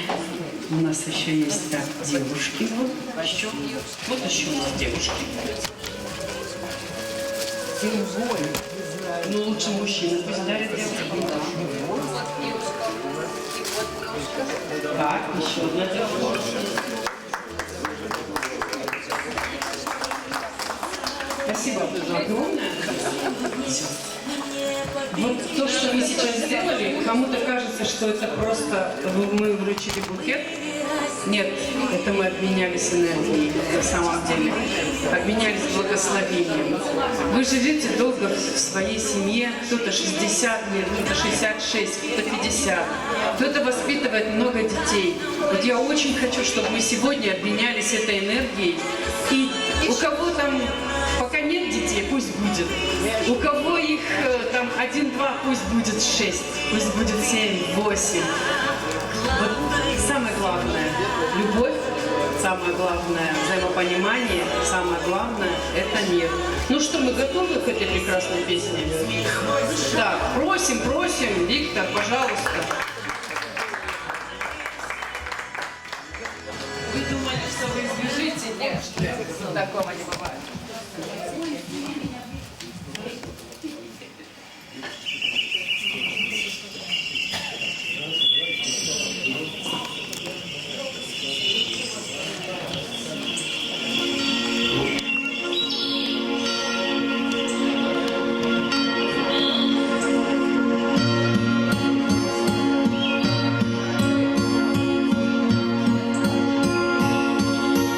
За тихой рекой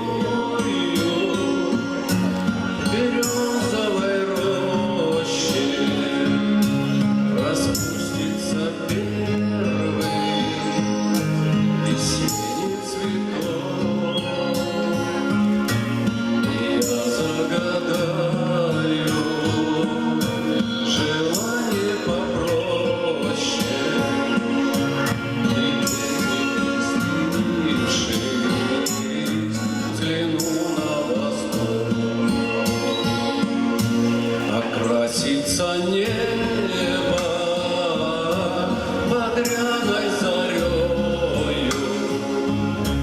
и вечное солнце над миром зайдет, и белая птица взлетит над землей, и Божье прощение с небес принесет, и белая птица взлетит над землей, и Божье прощение с небес принесет.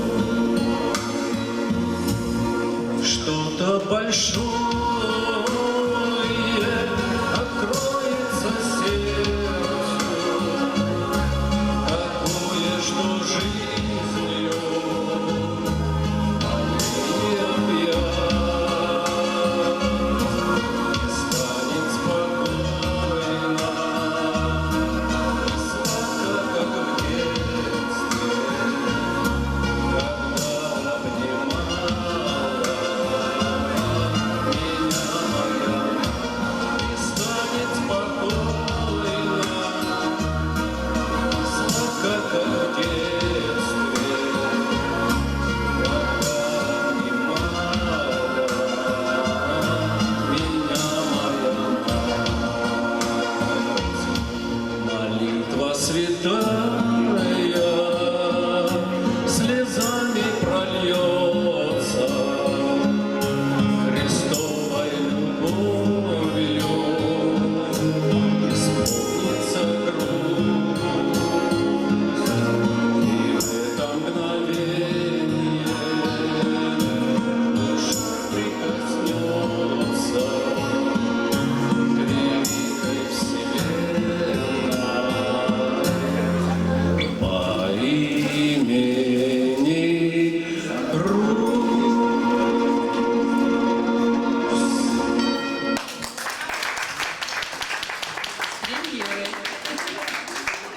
Ну что, лучше начинать петь на хорошем празднике. Вот видите, как бывает. Посвятили своей возлюбленной песню, а теперь поете для нас. Ну что, друзья, а мы завершаем нашу программу. Надеюсь, вам понравилось, что мы рассказали друг другу такие уникальные истории, уникальных семей. На самом деле это очень важно для всех, для нас. И мне кажется, когда мы встречаемся и наши души разговаривают друг с другом, мы что-то хорошее, наверное, делаем. Потому что вокруг нас, конечно, очень много людей, для которых мы работаем, которым мы транслируем все то, чем мы наполняемся. А наполнились мы сегодня Божьим светом. Спасибо Богу за все. Ну что, друзья, в финале нашего мероприятия хочется пригласить на эту сцену народного артиста Северной и Южной Осетии Эдуарда Таура. Добрый вечер, дорогие друзья. Да, сюда, да. Начальник транспортного цеха команды. Я очень рад, что нахожусь сегодня здесь. Вижу столько замечательных людей. Тем более со многими из вас я не первый раз встречаюсь, вижусь. И хочу сказать огромное вам спасибо. И желаю и себе, и молодым ребятам прожить, особенно когда они женятся или выйдут замуж, прожить не меньше, чем прожили вы. Потому что это огромное счастье, когда ты видишь рядом с собой старших. А мы все-таки воспитывались немного по-другому.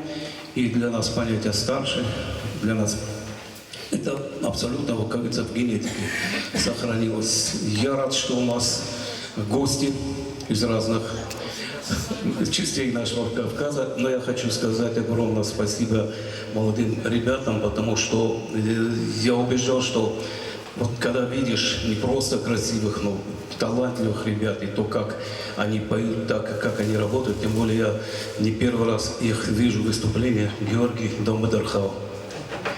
Очень талантливый человек, очень талантливый человек, и актер, и поэт, и по душе, что называется. И, конечно, Марина и Аслан.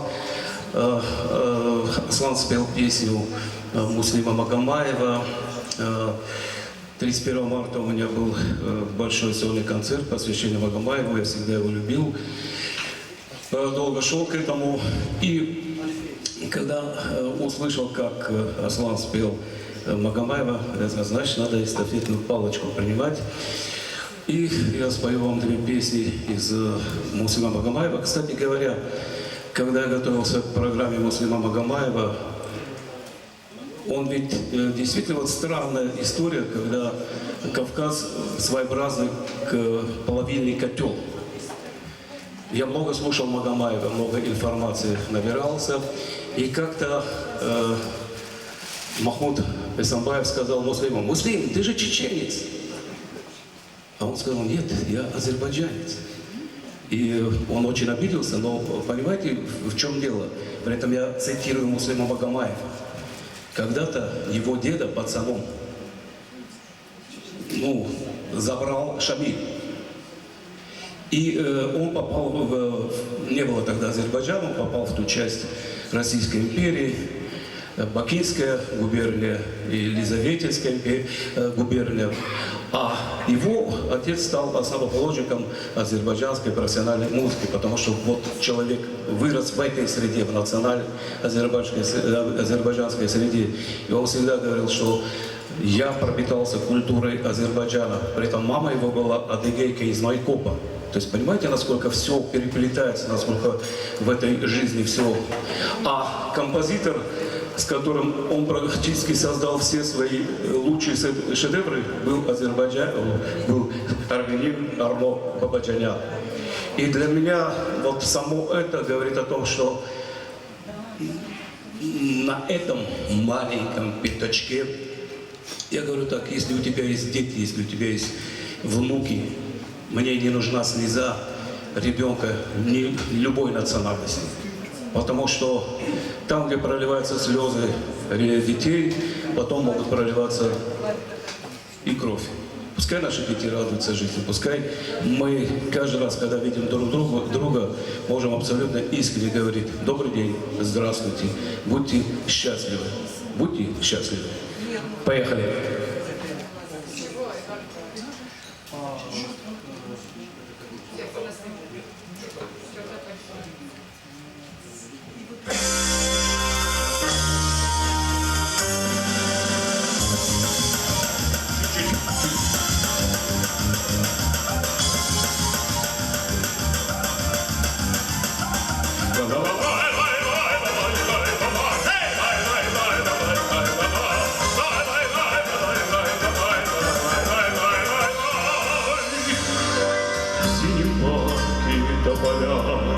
Так весны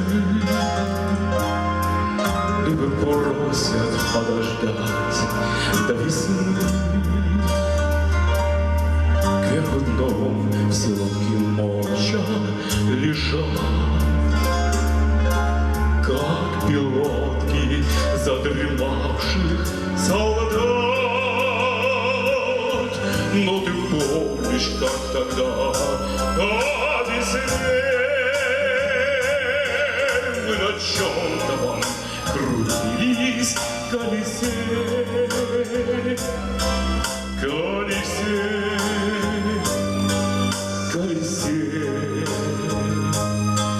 А теперь оно во сне.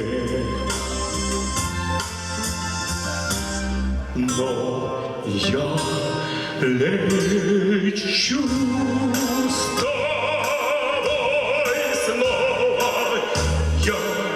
лечу, и одно слово я кричу, кричу, люблю, и лечу я к звездам, лечу и вновь лечу.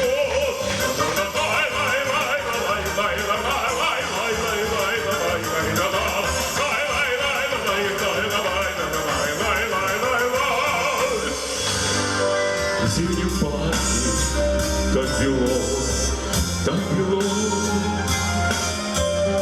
словно парк мою любовь замело.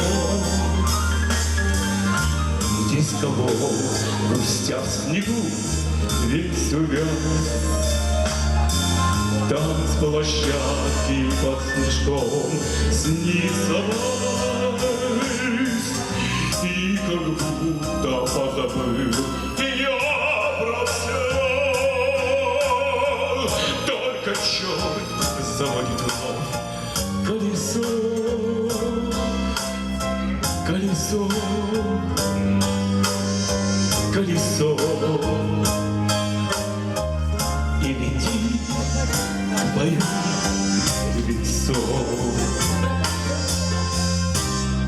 Но я лечу с тобой снова, я лечу, и одно слово я кричу, кричу, люблю и лечу, я лед лечу и вновь лечу.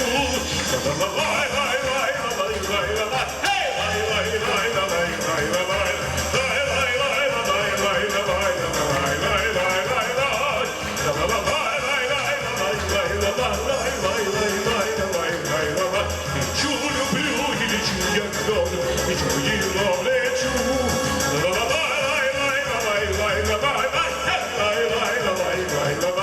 Чу люблю и лечу, я лед лечу и вновь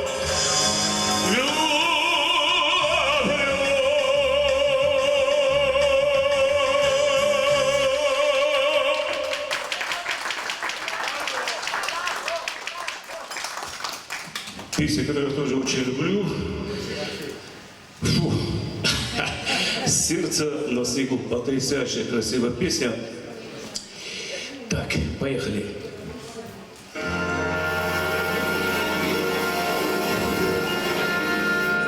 Лунный свет, звездный лед, как во сне, коней полет, под морозной синевой, на дороге столбовой, брошено в пургу, сердце на снегу. Дороги дальней стрела, по степи пролегла, как слеза по щеке. И только песня летит от замерзшей степи в щеке.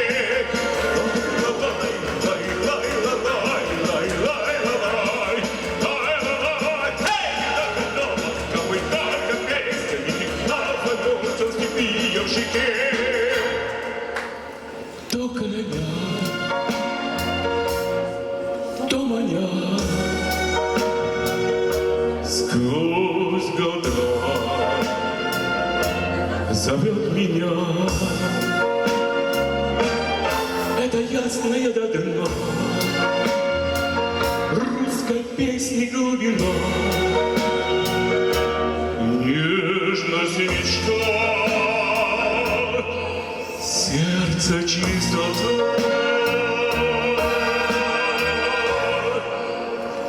Дороги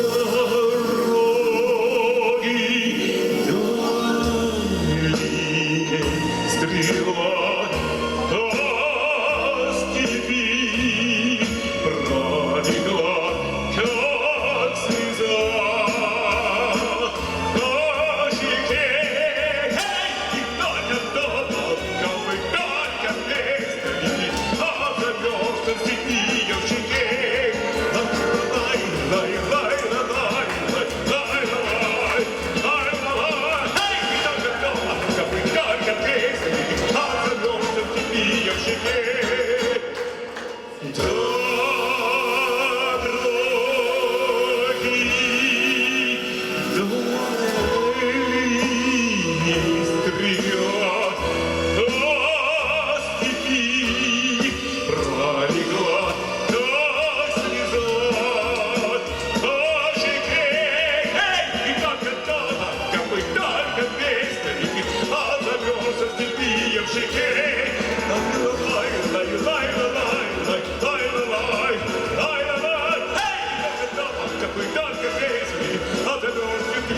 мужики.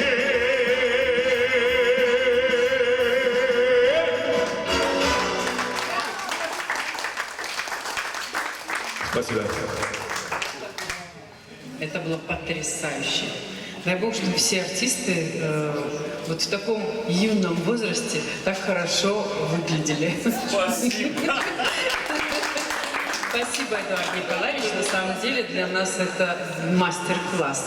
Многие у нас артисты уже через 10 лет работы не совсем владеют своим речевым аппаратом голосовым. Поэтому это очень важно. Ну, а Анжела Григорьева просит еще раз, чтобы мы дали ей право слова. И передаю, Анжелочка, микрофон. Фатимочка, не уходи далеко. Так получилось, не только ты отмечаешь один праздник. Дело в том, что Фатимочка завтра именинница. И вот она, она два праздника сразу отмечает. Ну вот так вот воля Божья, что ты родилась. Вот от всей души мы тебя хотим поздравить и с днем рождения. Заранее не поздравляю, ну я не знаю, где я тебя завтра увижу. Вот, прими, пожалуйста, от нас вот такой скромный подарок.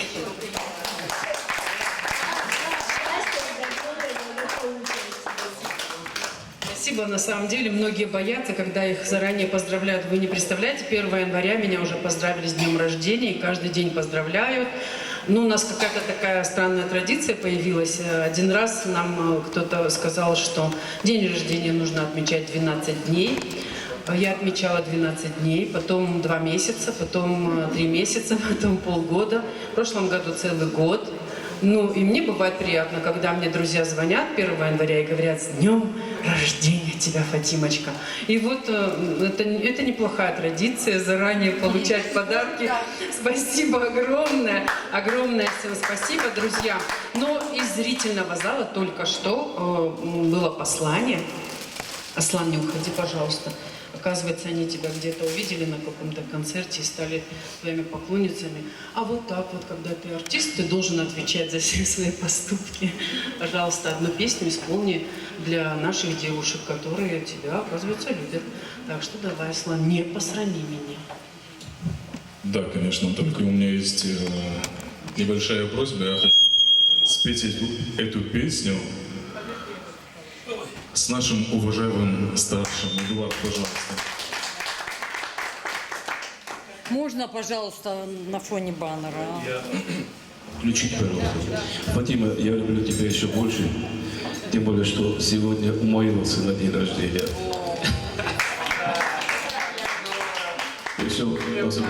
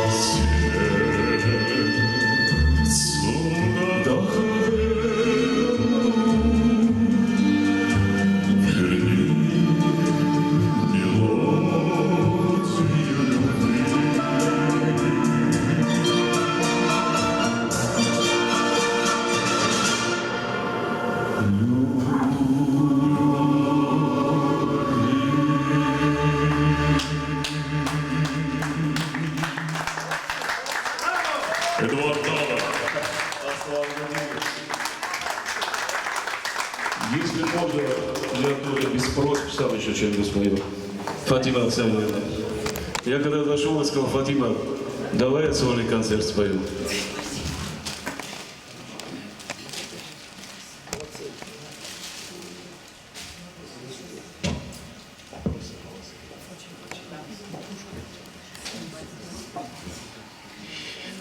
Есть песня, которую я очень люблю, которая очень красива. Ее написал Тимур Харебов. Его недавно не стало. Человек, который написал песню, которую мы считаем неофициальным гимном Осетии. «Мир, что кубавший, жареный дул». Но он написал очень много замечательных, прекрасных песен. И вот одна из них, она называется «Схинвальский вальс». «Схинвальский вальс», да. Минус, да, очень ее люблю. Я немножко, так сказать, Аслан говорит, он подошел, говорит: Эдуард, я что-то не очень себя чувствую, вот давай вместе исполним мелодию. Дай Бог, чтобы всем так чувствуют хорошо, как ты звучишь. Я страстный болельщик бразильцев. Можете представить, каково было мое состояние. Когда бразильцы играют, все мои домашние уходят, потому что я матерюсь, кричу. Можете представить, да, но не могу. А на следующий день мне было так плохо. Есть у нас Мира Хикелаева, она делает шикарную коньячную настойку. 100 лет ее не трогал, достал из этого. И в понедельник, да, залил горе. Так что, Аслан, мы с тобой на равных условиях. Так, есть, да? Да, да. Да, есть. Пожалуйста. Чуть-чуть поднимите фонограмму. Нормально. Случайная встреча с Кирбатовским вокзалом, твой взгляда случайно кто-то не увидал. Виновен ли я, что теперь уезжать, а я не посмел тебя к сердцу прижать. Стояла ты нежно, ладонь теребя, а я словно в маске был чувств гитая. Слова твоих были как будто сквозь сон, и только стучали сердца в унисон.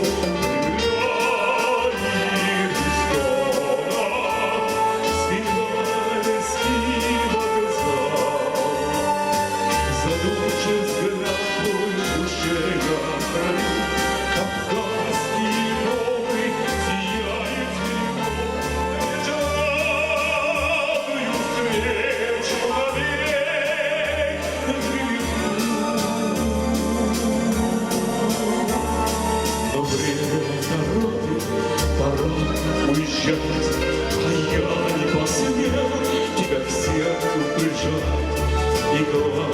тебя оторвать не могу.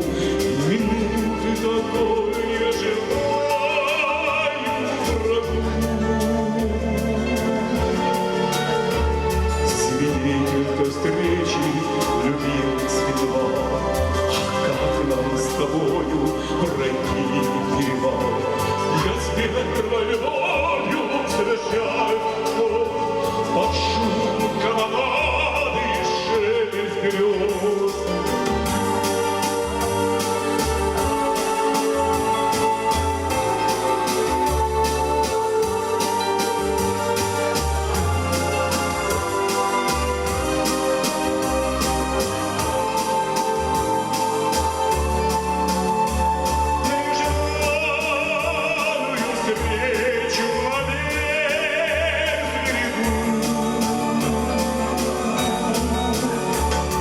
Слава Создателю, он, наконец, биение наше услышал сердец и нас примирил, твой облик в окне все ближе и ближе склонялся ко мне.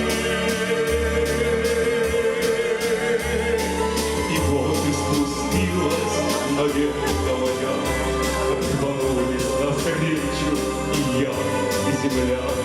Пусть впереди надежда и кровь, а здесь и сейчас лишь любовь, лишь любовь.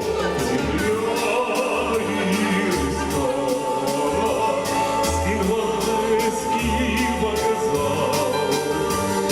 Задушный взгляд твой в душе я храню, Кавказские горы сияют снегу. Желанную встречу на весь виду.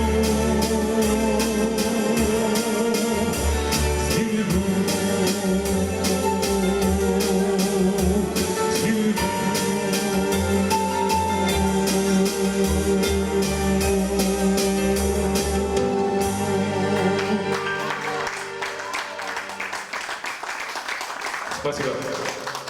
Огромное спасибо. И на этой прекрасной, роскошной ноте мы завершим наше событие. И я очень бы хотела, чтобы мы сделали одну общую фотографию. Потому что вот у нас есть фотографии, которые мы делали на День семьи, любви и верности 10 лет назад. И мы иногда вспоминаем наши мероприятия, и так вот тепло вспоминаем, и так бывает хорошо на душе, что очень бы хотелось. Давайте